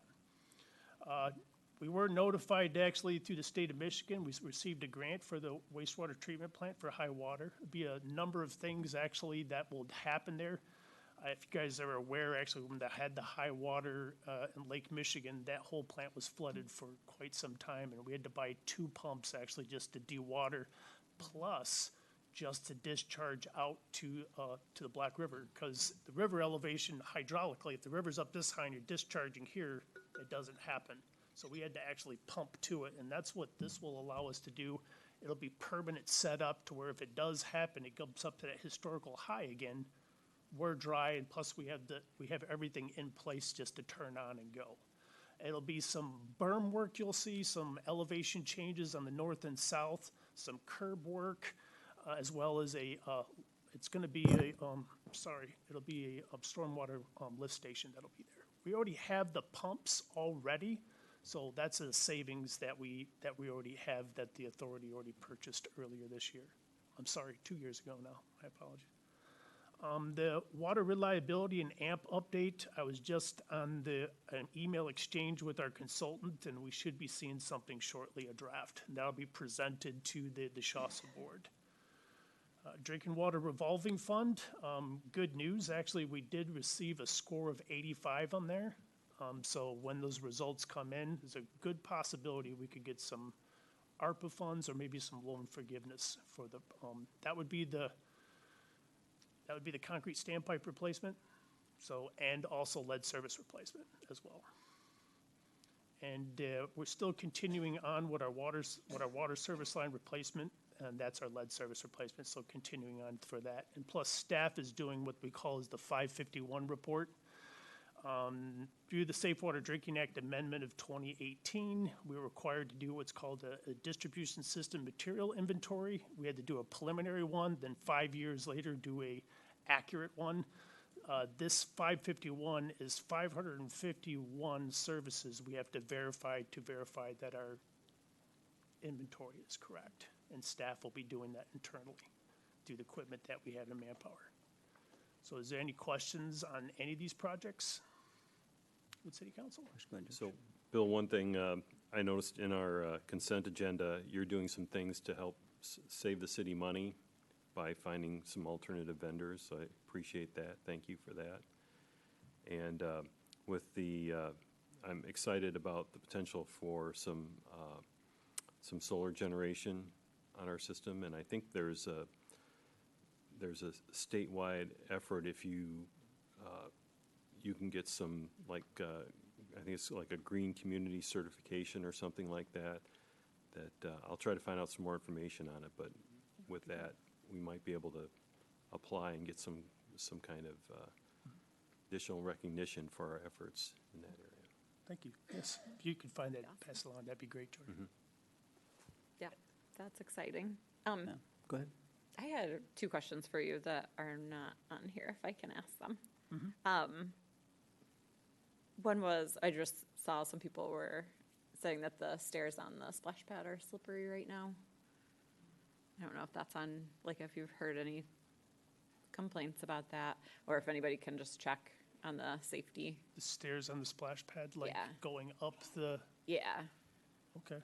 So if you don't mind. And then the other one, with the beach nourishment and the beach, like South Beach being so big now, I saw that the little boardwalk thing for wheelchairs and things, it's so short.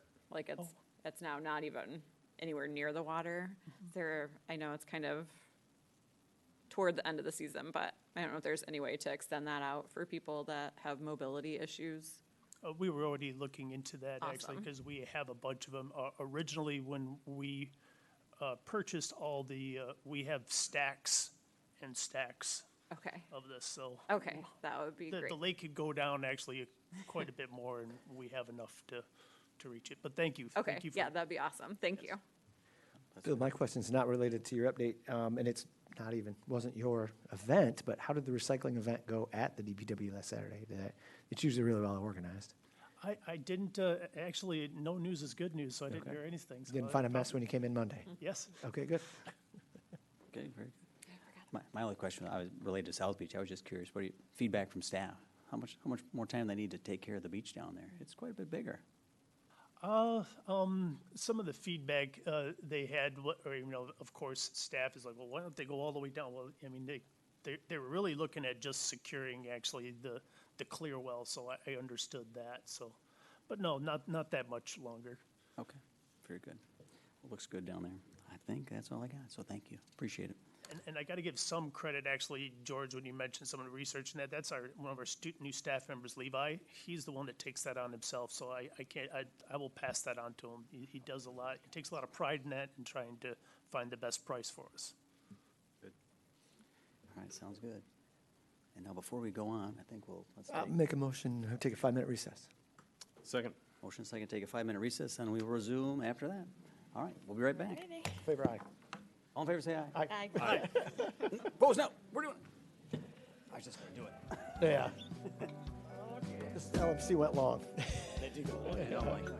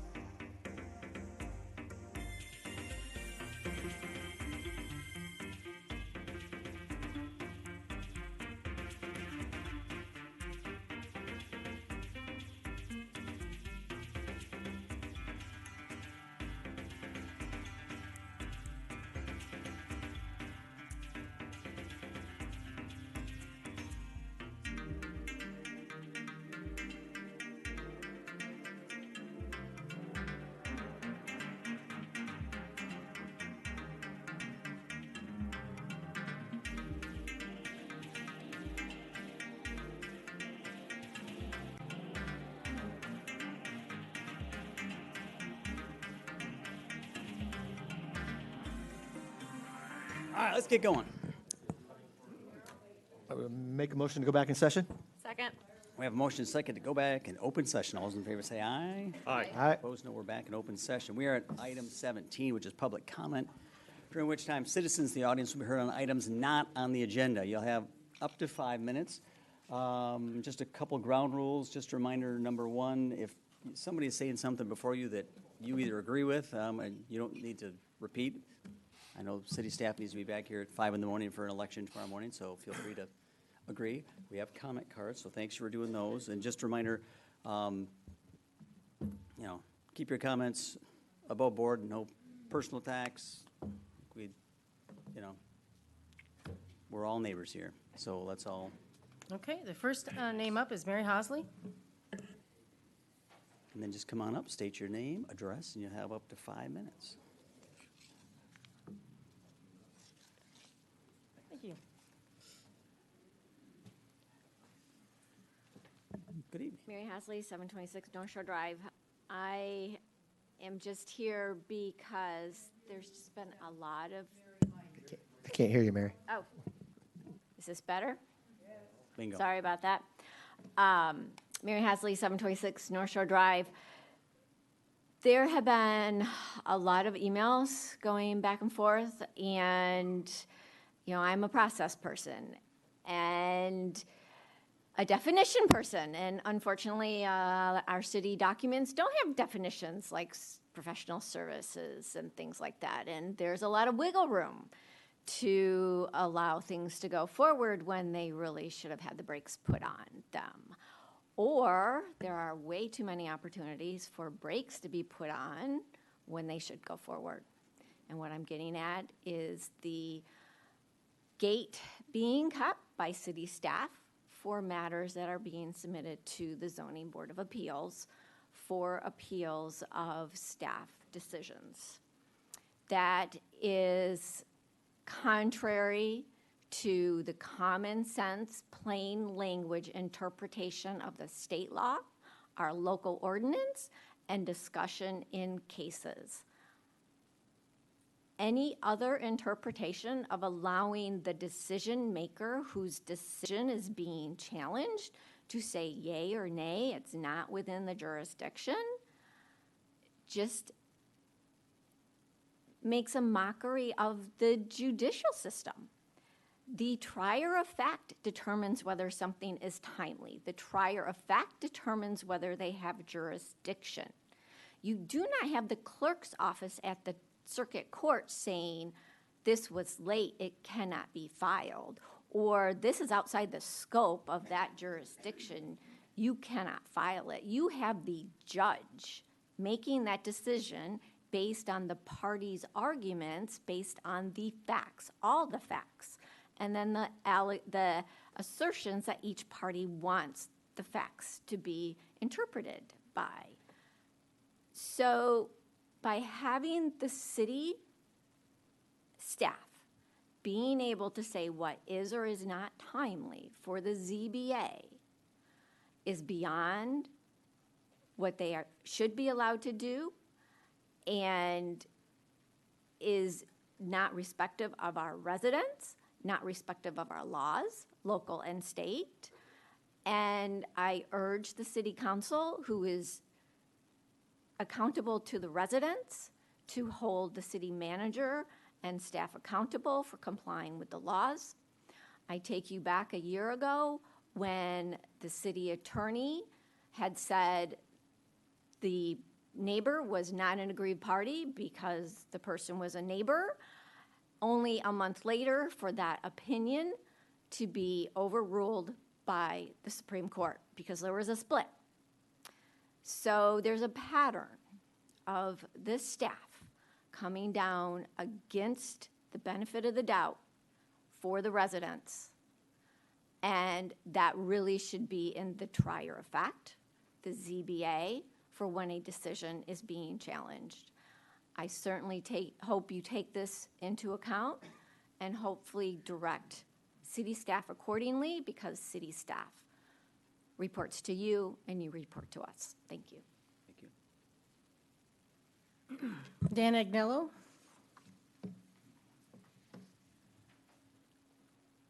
Thanks, Kate. Dan Agnello, 964 Everett Parkway. I want to take one exception to the dog thing at the farmer's market. There are dogs every Saturday and Wednesday in the farmer's market inside the pavilion. Dan, and that was on the agenda. Okay, all right, but I didn't get a chance to say. Anyway, I want to talk about what Mary had just had to say. You've seen all the emails flying back and forth about her, Elaine, and Bob's ZBA appeal. And she had several items on there, and all of a sudden, our zoning administrator decides that, well, she only has one legitimate item. The zoning administrator does not have that power. She has to send the appeal as it is in a timely manner to the ZBA. The ZBA is the judge, not the city clerk or the city manager or whoever. It's the ZBA. Now, this is the 9th time that Elaine has submitted a application to the ZBA, and they still fought her on that. There was 15 of us people helped her get the money for the escrow account because we felt so much about what was going on with STRs.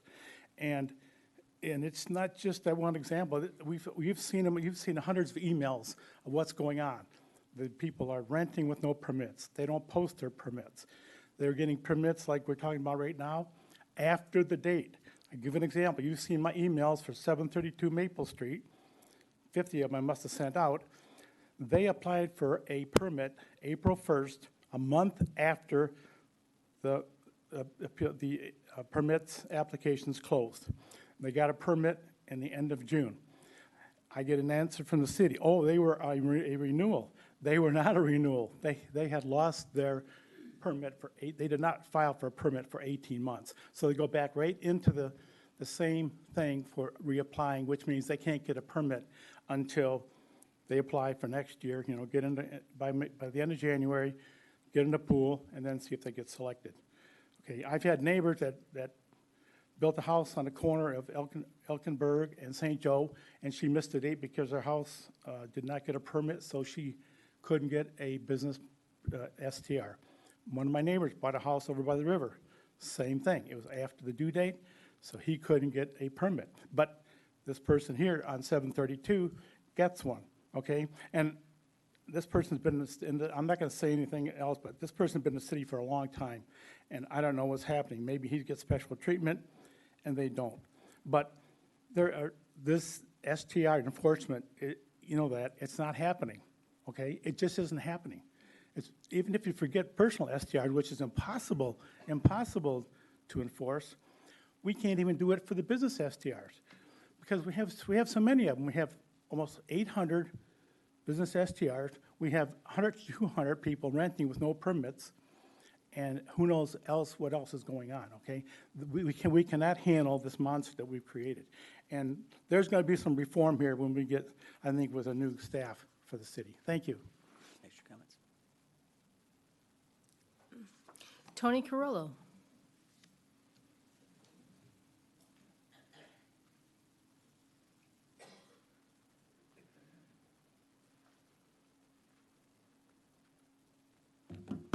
Hello. Good evening. Tony Carollo. I own a house at 242 Oak Street, South Haven. Owned it for a lot of years, and it's probably something you've all heard about, this issue we had with a neighbor about a year ago. It started May of last year, and it went on and got to the Zoning Board of Appeals in August. Started in August, got to the Zoning Board of Appeals in September. Zoning Board of Appeals agreed with us that our house was being attacked by the neighbor with a kitchen, and the expansion of his kitchen was non-conforming expansion of a kitchen that was really kind of a real mess. It was a case of us trying to get the city to enforce its own ordinances. The location of the kitchen that was destroyed by a fallen tree trunk from his tree, as a matter of fact, destroyed our house too. So, the Zoning Board of Appeals approved or agreed with us overturned the city's permit. City had given our neighbors 2 permits to the property, both of which were totally, were issued without really any proof of what was there initially. This does have a happy ending, I have to tell you. The kitchen was modified down to its 13.5 and 13.5 foot size this past, about a week ago, which really was a very happy outcome. But what really is disturbing is my action was nothing more than trying to get the city to abide by its own ordinances.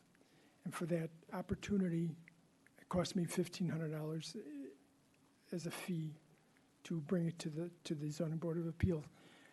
And without, but I'll tell you, the Zoning Board of Appeals, they did a great job. They were able to understand the issues. What was being asked of them was to just step back and see what proof they had, what the proof that the neighbor had and what we had. And they were able to come up with the right answer, which fortunately for us. And I got to say, the Zoning Board of Appeals really did a masterful job. And it's a very valuable service. You've got people there who do a great job on that committee. One of the things I was really surprised at, when we brought it to the Zoning Board of Appeals, we were told that the zoning board could not come out and visit the property, which didn't make any sense to me, but just the way it was, that seems like a no-brainer that they would be able to come and visit. We paid a $300 fee to have the Zoning Board of Appeals look at the file, and there was a $1,500 assessment after that, the escrow amount, which I'm told I was the first one that ever paid that. As it turned out, I was glad I paid it because it obviously got the job done. But I also was told that the $1,500 was not approved by the city council until November. My case came through in September. And the fact that I was challenging a zoning, an ordinance of the city, I would think it would be something I wouldn't even have to pay for. Or if I've proven the city wrong, I should have gotten that money back without even asking for it. Okay. Let's see. The other thing I just wanted to mention, the permit process that was issued, I mean, we brought the permit, the issue of not having a permit to build this kitchen next to us, to the city's attention.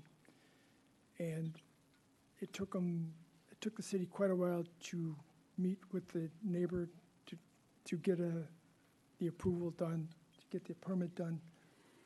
And when it was done in a snap, heartbeat, without any proof of what was there. As a matter of fact, 2 permits were issued at that time, and by that time, it caused a problem with the neighbor because they were protesting that we were late in the process. And as it turned out, they used that as a defense. They had to go to the circuit court, but circuit court agreed with the city. So, Thank you. That's time. did have a happy ending. Thank you. Thank you. Thanks for bringing your concerns. Lisa Krupiars.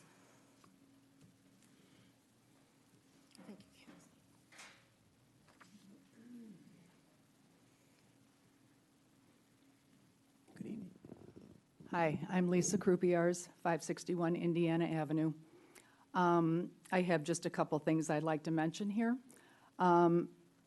I was at a local business where someone was taking care of me, what I was, there doing the business for.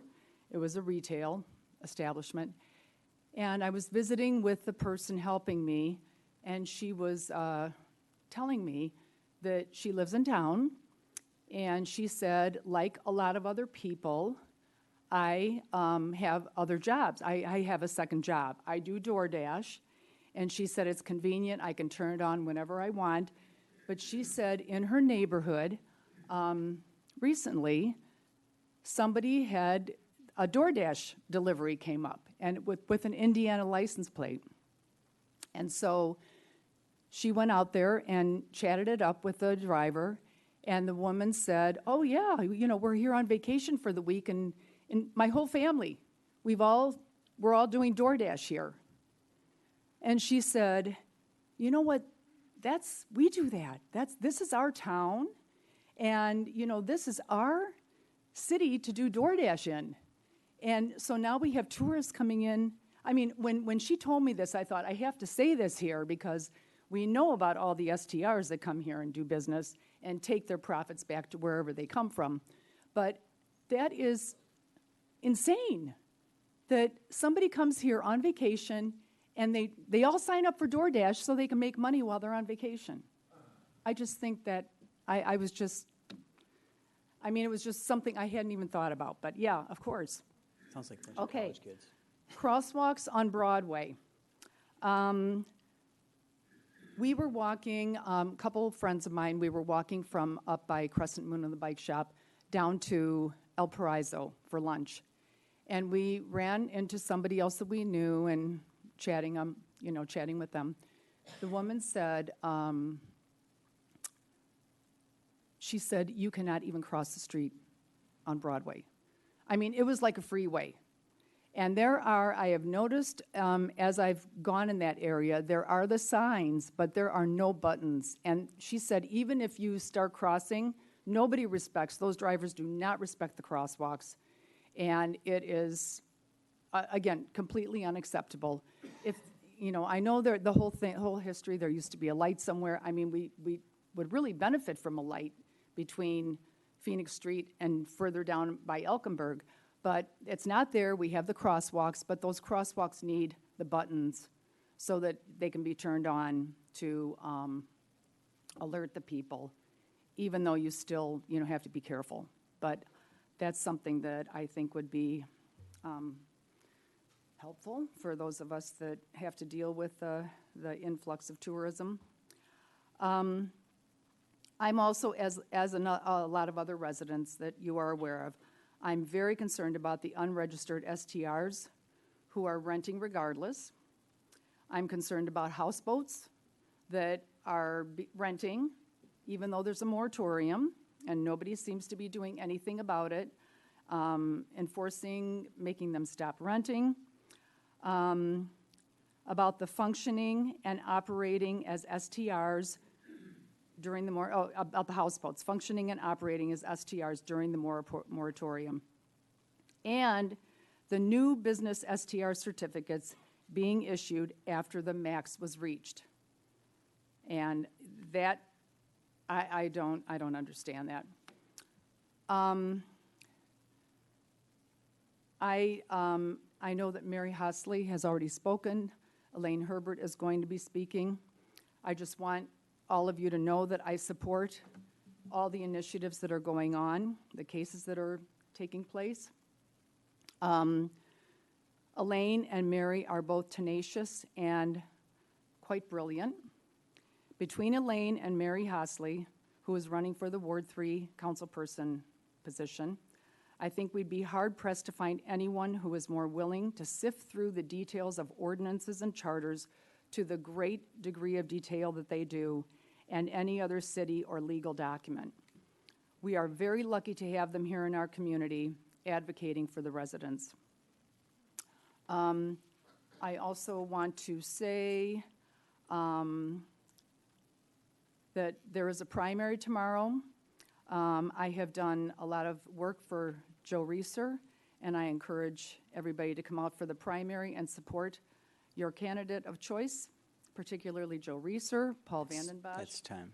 And I also want to say, leave this on a happy note, I totally appreciate the vigilant beach patrol that is on the beach. I think it provides such a wonderful presence to have those vehicles going there under any condition there is. All right. Thanks for your Thank comments. you. Cam Doherty?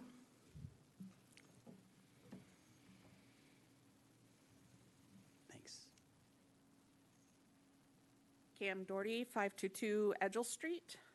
Thank you for allowing me to take a moment and speak to you.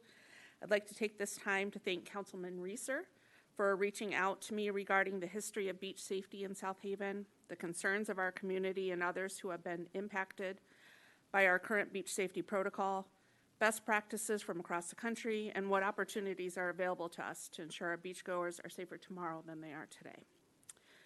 I have presented to council and staff through formal presentations and through the Beach Safety Committee, as well as informally through public comment during council meetings.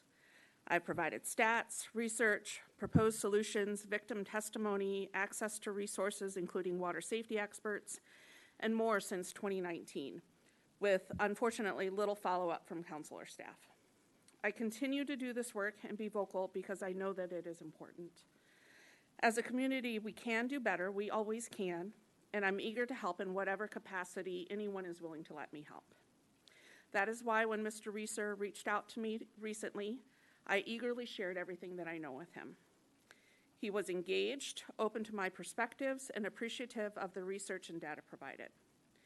These conversations make me hopeful that improving lakeshore safety is a focus point for him as a candidate for mayor of South Haven, and I'm happy to support him in that.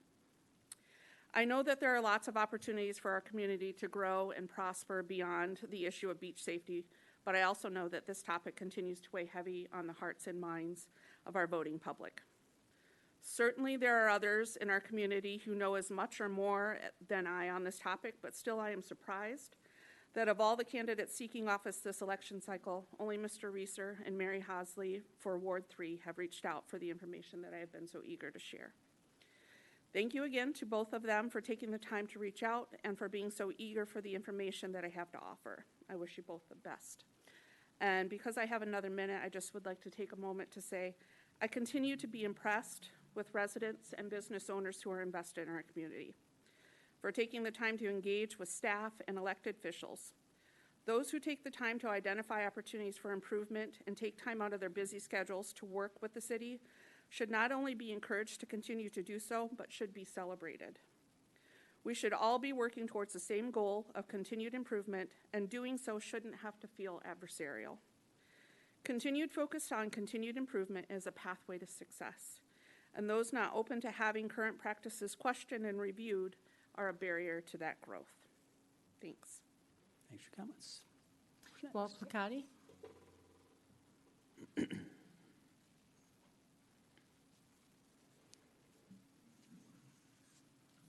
Good evening. Walt Placati, 559 Monroe Boulevard. I don't know what to say after that. I'm kind of like, wow, that was wonderful. God, that was wonderful. I would just like to speak on support of Mary and everyone that's talking about the issues going to ZBA. You know, I have to look at 77, what is that, Clinton, every morning when I get up. And we all know what you know, that was just a big, continuous screw up. And because it didn't go to ZBA. If it would have gone to ZBA, 77 Clinton would have never been built. And that's all squarely on your desk, Kate. So with that, I'll say, let's start a resident-centric council tomorrow. Let's vote for the people who are concerned about the people who actually live here. Thanks. Good night, all. Good night. Anybody? Who's coming next? David Veenstra?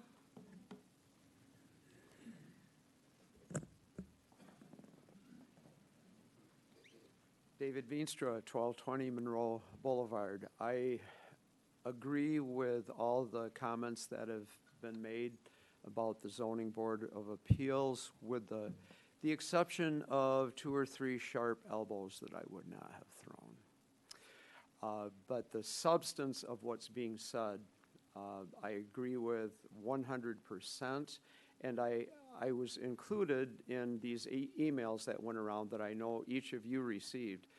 And even if you didn't read the entirety of those emails, I hope you took the time to get a sense of what that was all about and to read the clear language of the zoning ordinance, which required the zoning administrator to forward the application from Elaine Herbert immediately.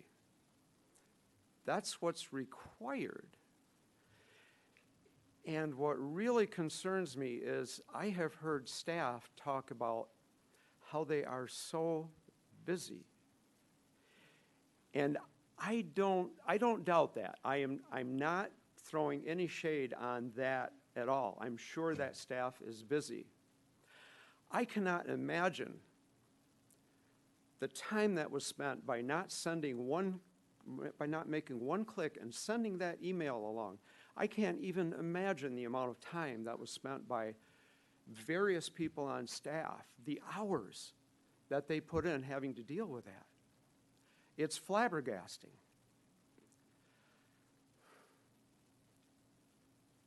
I think that's it. Thank you. Thanks for comments. Who's next? Pete Wheelie.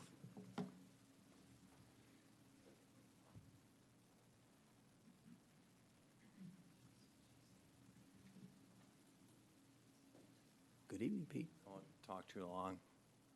My old man's dance was short and sweet.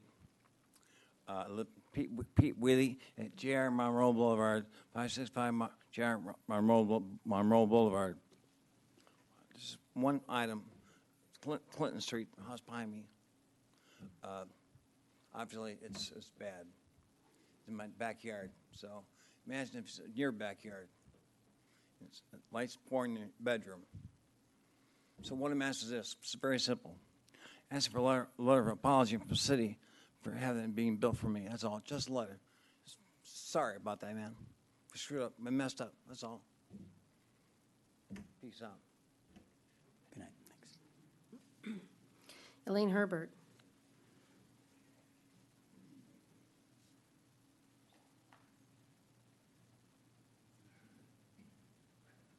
Good evening. Elaine Herbert, 404 North Shore Drive. South Haven's SDR problem isn't about people versus people. South Haven's SDR problem isn't about residents versus out-of-town investors versus tourists versus our city council. That's all divisive diversion because all of us are victims. South Haven's SDR problem is that the SDR program itself, as set out in our zoning ordinance, has been administered incorrectly since 2019, when the current city manager was the assistant city manager and in charge of it. Staff has been misleading residents and you, City Council, in an effort to thwart reform and conceal mistakes, leading to worse mistakes. It's time for reform inside this house. On Monday, August 28th, my appeal to Zoning Board of Appeals challenging a decision to grant an SDR permit next door to me is scheduled for public hearing to be heard and adjudicated by the ZBA, as is the right of any resident under the zoning ordinance and state zoning law. I have an opportunity as a legally aggrieved party, my appeal timely filed, and $2,000 fee paid to make a formal argument to our city's judicial board, which is given the authority and jurisdiction by city charter, code of ordinance, and zoning ordinance, and state law to interpret the zoning ordinance and the proper administration of the zoning ordinance.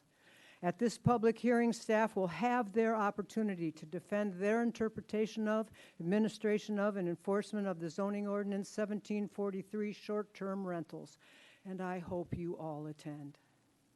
This appeal isn't just about my next-door neighbor, SDR. It's not personal. I've never met the owners. This appeal is an example. It's an illustration. It's a test case. It's an opportunity for all of us. This appeal to ZBA isn't City Manager Hosier's SDR workshop. This is quite the other version.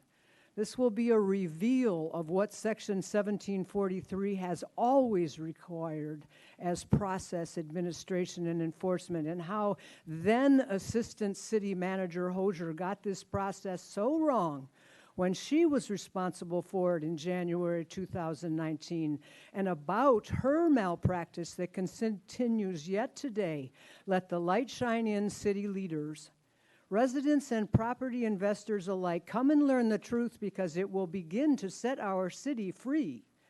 Come and be educated on our shared community rules. The ZBA hears and decides. We must all trust the ZBA to do so. City Council, don't let City Manager Hosier level more thousands of dollars in legal fees in order to defend and prolong staff mistakes and delay or block this appeal. Curcio reports to you and has been paid already to interpret Section 1743 through 2 STR workshops recently. He should be well prepared for this hearing. What has happened in these 5 years because city staff bungled the STR program as set out in Section 1743? Every single person in South Haven has been betrayed. Hundreds of thousands of taxpayer dollars has bled out, and the same number of hours has bled out of all of our lives, mistakenly fighting each other about it.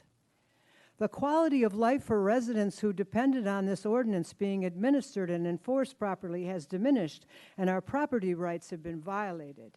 Investors have been led to believe that SDRs registered from 2019 to the present have grandfathered zoning rights, guaranteeing the right to rent forever, and these investors and realtors have been misinformed. For years, the safety of visitors has been at risk with lax enforcement of lapsed registrations and unregistered rentals, skipped, late and lax inspections, over-occupancy, and lack of parking due to unenforced zoning noncompliance. All is FUBARD, a historic South Haven fiasco that has scarred your legacy, Mayor Smith, because staff botched it, knows they botched it, and have stubbornly refused to fix it. It's their fault. In 2019, then Assistant City Manager Hosier was in charge of the SDR program. She bungled it. And now it's City Manager Hosier's fault and that it's still botched, and she knows it. The time for reform and accountability is now. Please come to ZBA August 28th. I hope to see you there. Thank you so much. Fatima Tucker.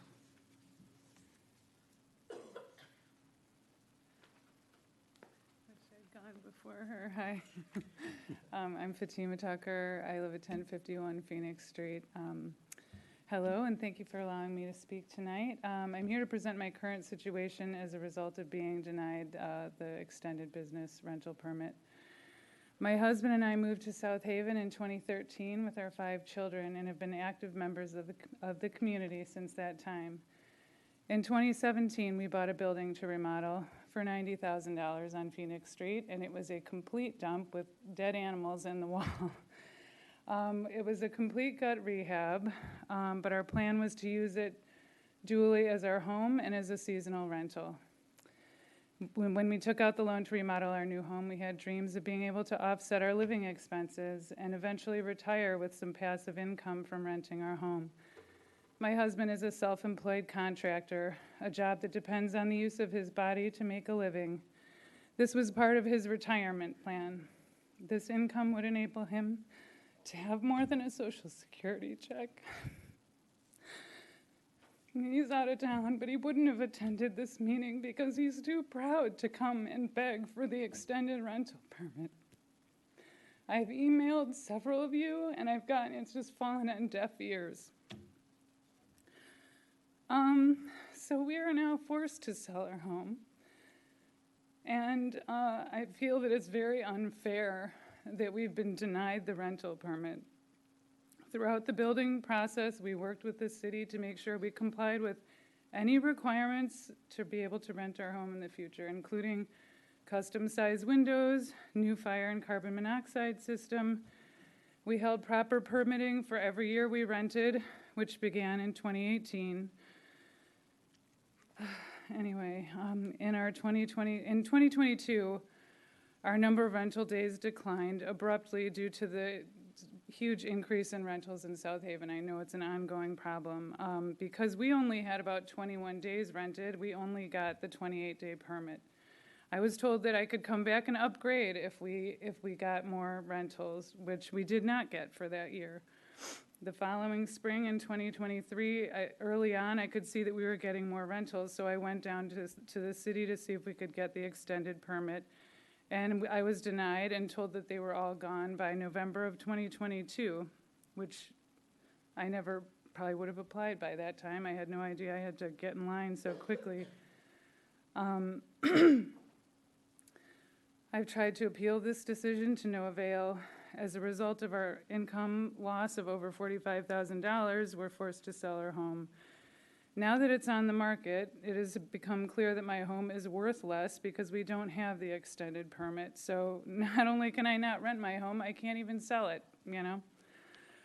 This is devastating to my family, not only financially, but emotionally, because we love our home and we love the city and we'd like to stay. We worked hard to meet the city's requirements and create a beautiful and safe home. My husband literally put his blood, sweat, and tears into this home. We had faith in the city that if we improved this property and made sure to keep our neighbors happy, staying in permitting compliance, we would be treated with respect in return.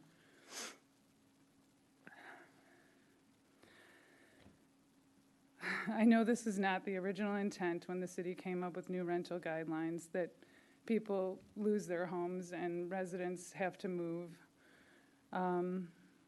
I'd like to know how you'd react to a $45,000 salary loss. If you worked hand in hand with the city to meet all the requirements, how should I respond? You know, should I throw up my hands and give up? I ask that if you have any influence in this matter, to speak to anyone you can about changing this policy. I understand there needs to be a limit on short-term rentals. I know that renters come with many problems, and too many short-term rentals can destroy a community. But this is not right. We're a working-class family with children enrolled in the school system. We take care of our home, and we're part of this community. We attend sports games, we eat at restaurants, we pay our taxes. What about us? Please don't turn your backs on us. I don't know where else to go. Thank you for sharing your story. Michael Campbell.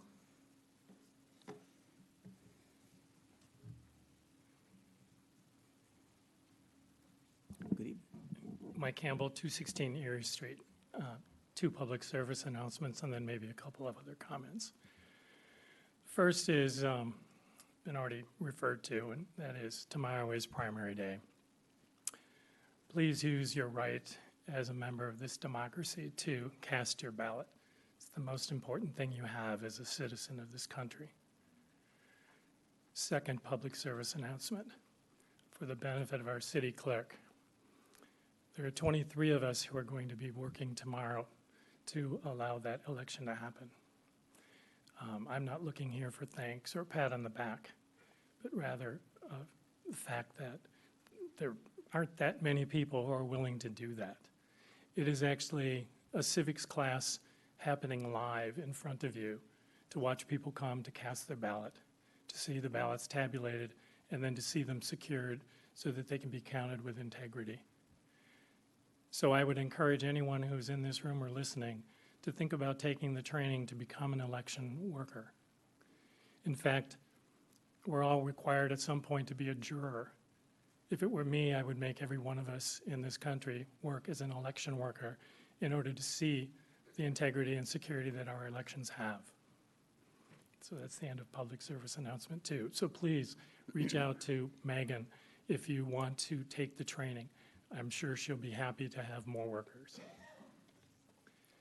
I think the previous speaker, and I'm not going to respond to specifics, simply illustrates how everyone's a victim, as a previous speaker had actually said.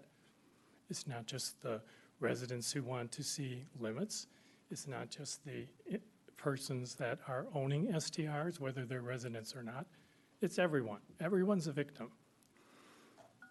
Maybe it's time, if the city can't figure this out, maybe it's time for the people who own the STRs and the people who want to have some balance, maybe they should get together and maybe they could figure it out before the city could. It's the responsibility of this council and the city staff to come up with a plan to make this work within this town. We all know that STRs are a fact of life. No one is saying get rid of them. However, we need a balance. And I said probably 2 months ago, when there was a lot of controversy going on, probably around the same issue in this chamber. The house is on fire. and you're standing on the outside watching. The fire hasn't gone down, and you're all still watching. Comments? You got next. Annie Brown.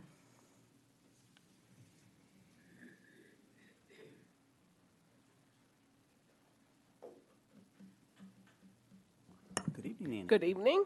I'm Annie Brown, 114 Michigan Avenue, and I'm running for mayor of our beautiful city. We are all so lucky to live here. As Fatima mentioned, my campaign slogan is, "What about us?" I'm running for the people who live, work, and shop in South Haven all year round. I'm running to represent the bartender who couldn't make the meeting tonight because she works until 11 o'clock. What about her? These are the people who keep the lights on in February and keep our economy running through the winter. I'm asking for you to vote tomorrow because South Haven deserves a leader who is welcoming and strong. I will speak up loud and clear for our neighbors who deserve a voice at City Hall. I am a candidate running for mayor who has the backbone and the guts to make the tough decisions. For 22 years, my husband, Jeff Philbrandt, and I owned the Philbrandt Family Funeral Home. Owning a small business has taught me the importance of respecting staff members, setting budget priorities, and providing the best customer service that people deserve. I've listened to more than 1,000 voters, and they have told me what they want from city government.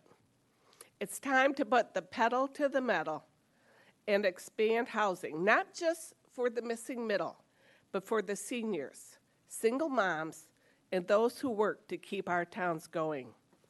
As mayor, I will work hard to bring good-paying jobs with benefits to South Haven, along with affordable childcare. Our 3 kids are successful today because they attended South Haven Public Schools. And I look forward to supporting our superintendent, Kevin Schooley, to keep our school system vibrant, diverse, and excellent. And as I've said for months, I will work hard to find a happy medium between short-term rentals and year-round housing. I support capping the number of short-term rentals and enforcing regulations. So when you go to the polls tomorrow, ask yourself, what about us? I'm the candidate who will listen to the rest of us, work together with council members, and come up with solutions to move South Haven forward. Thank you. Thanks for your comments. No other comments? All righty. City manager comments. Well, thank you. I know Jeff had already talked about this, but Someone. Anybody else? Hello, good evening. Paul Vandenbosch, 757 Superior Street. I'm running for Second Ward City Council. My vision for South Haven is a highly desirable lakeshore residential community. In the past, we have had an economic development strategy which prioritizes seasonal business. The strategy has had a number of negative impacts, in particular, lack of activity during the off-season. An economic development strategy which results in loss of population is a self-destructive strategy, even if some people are profiting from it. Our biggest problem is the negative impact of short-term rentals. These impacts are most obvious in the off-season, and these impacts are felt by year-round employers, year-round residents, and year-round service providers. Currently, the city is permitted over 700 short-term rentals, and there is no upper limit in place. If we had limited short-term rentals in residential neighborhoods 6 years ago, it would have resulted in a great deal of investment in the lodging industry to meet demand. This would have helped to improve our commercial districts. We would have had a residential community and a thriving tourism industry.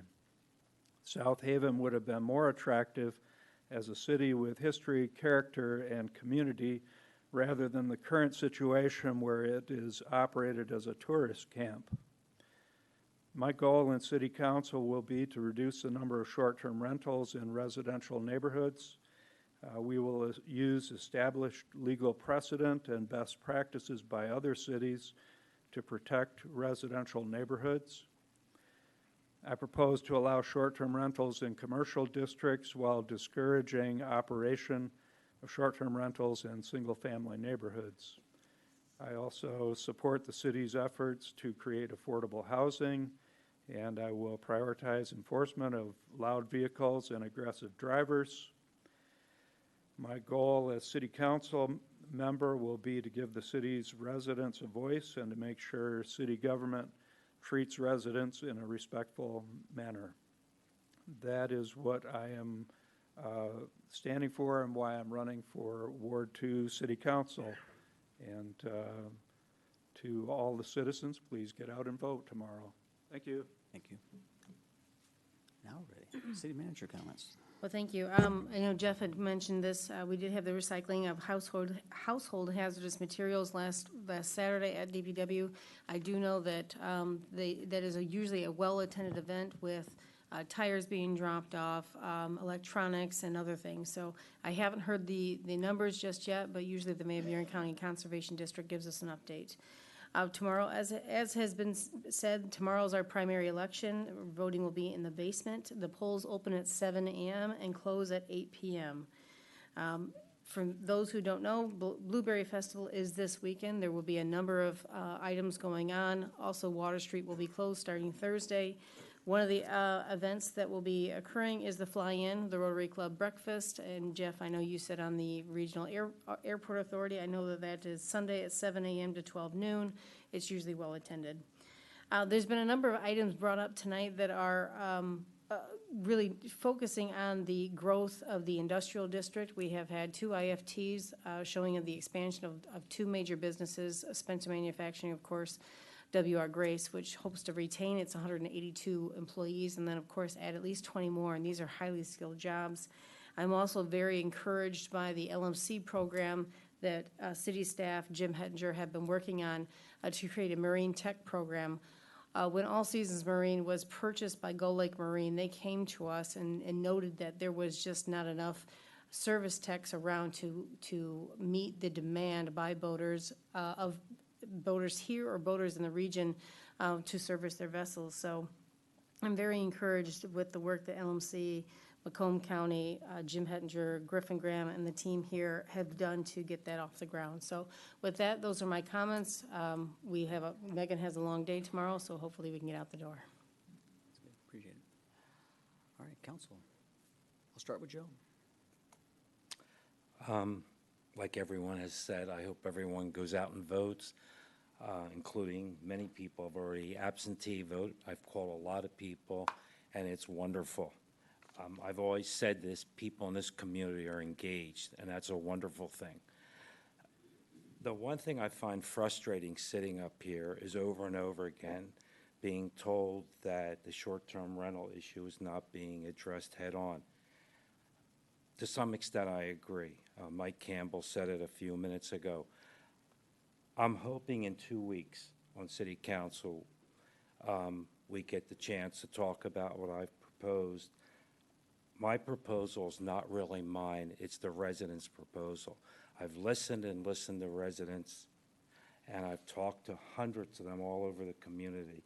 And while everyone varies on exactly what they want, the one thing I do know is everyone wants a compromise and a balance on this thing, something that we can all live with and all be happy. I think what I've given to Kate on July 12th, and I think it's going to be discussed, whether it gets accepted or not, it will be a starting point, and I think we can all talk about it and maybe find a happy medium where both the investors and the residents are happy. Thanks. Thank you, George. Thanks in advance to all the election workers and to Megan. I'm sure we're going to have a good day tomorrow, so thank you for that. That's it. Thank you. I just wanted to say thank you to everyone who came today to listen and talk. I know it's been a long night, and I just wanted to say that we hear you up here, I can only speak for myself. I am doing my best to represent you and try to make some positive change up here. So thank you for being here. My comment, Kate mentioned the fly-in, and I am on the airport authority, and they're working really hard on that one. I know there's going to be helicopter rides. They were trying to get some warbirds in from Kalamazoo, the Air Zoo. The Team Thunder and Lightning Car Club has got the car show going, and they're the same people that do the event here, the Cruisin' for Highly car show. So that's always a fun event too. And then of course the Rotary will be there with the pancakes. And that's always a good thing. So Blueberry Fest, excited for that. My stepdaughter's in town, and she didn't even know it was Blueberry Fest weekend. She was so excited. So looking forward to that. Those are my comments. Very good. All right. One, thank you everybody for coming and hanging out for the last 2.5 hours with us. We appreciate your comments. We take them all seriously.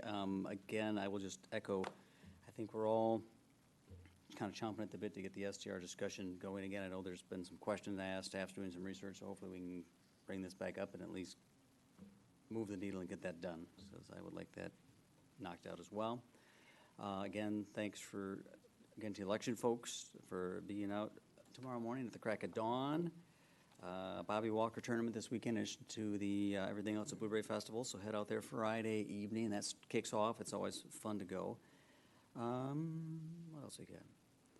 I'm laughing. It's going to be college season because I'm starting the moving process again. So I got 2 moves this weekend, but I'll still be down to Blueberry Festival. Finally, this weekend, the Great Lakes Coalition is a group that's working on some initiatives relative to restoring the Great Lakes, everything from beach nourishment to some of the issues that happen with pier structures and impacting the flow of sand. So there is a meeting, their annual meeting, this Saturday, August the 12th, at 10 a.m. at Hope College, and we'll work on getting that up on the website. So there's going to be a professor from Michigan State, Ethan, I'm going to just slaughter his last name, Thurkoff, Professor Guy Meadows from Michigan Tech, who's done work here in South Haven before. So it should be an interesting discussion. Again, that's Saturday at 10 a.m. up at Hope College. So if you're interested in beaches and all the erosion, if you've got a rock garden instead of a sandy beach, it might be interesting. So on that note, again, thanks everybody for coming. Go vote tomorrow. Vote early and often, and I'll seek a motion to adjourn. I'll make a motion to adjourn. Second. Motion and second to adjourn. All those in favor say aye. Aye. Aye. Aye. Opposed, no. We are adjourned. Thanks, everybody. Mm-hmm.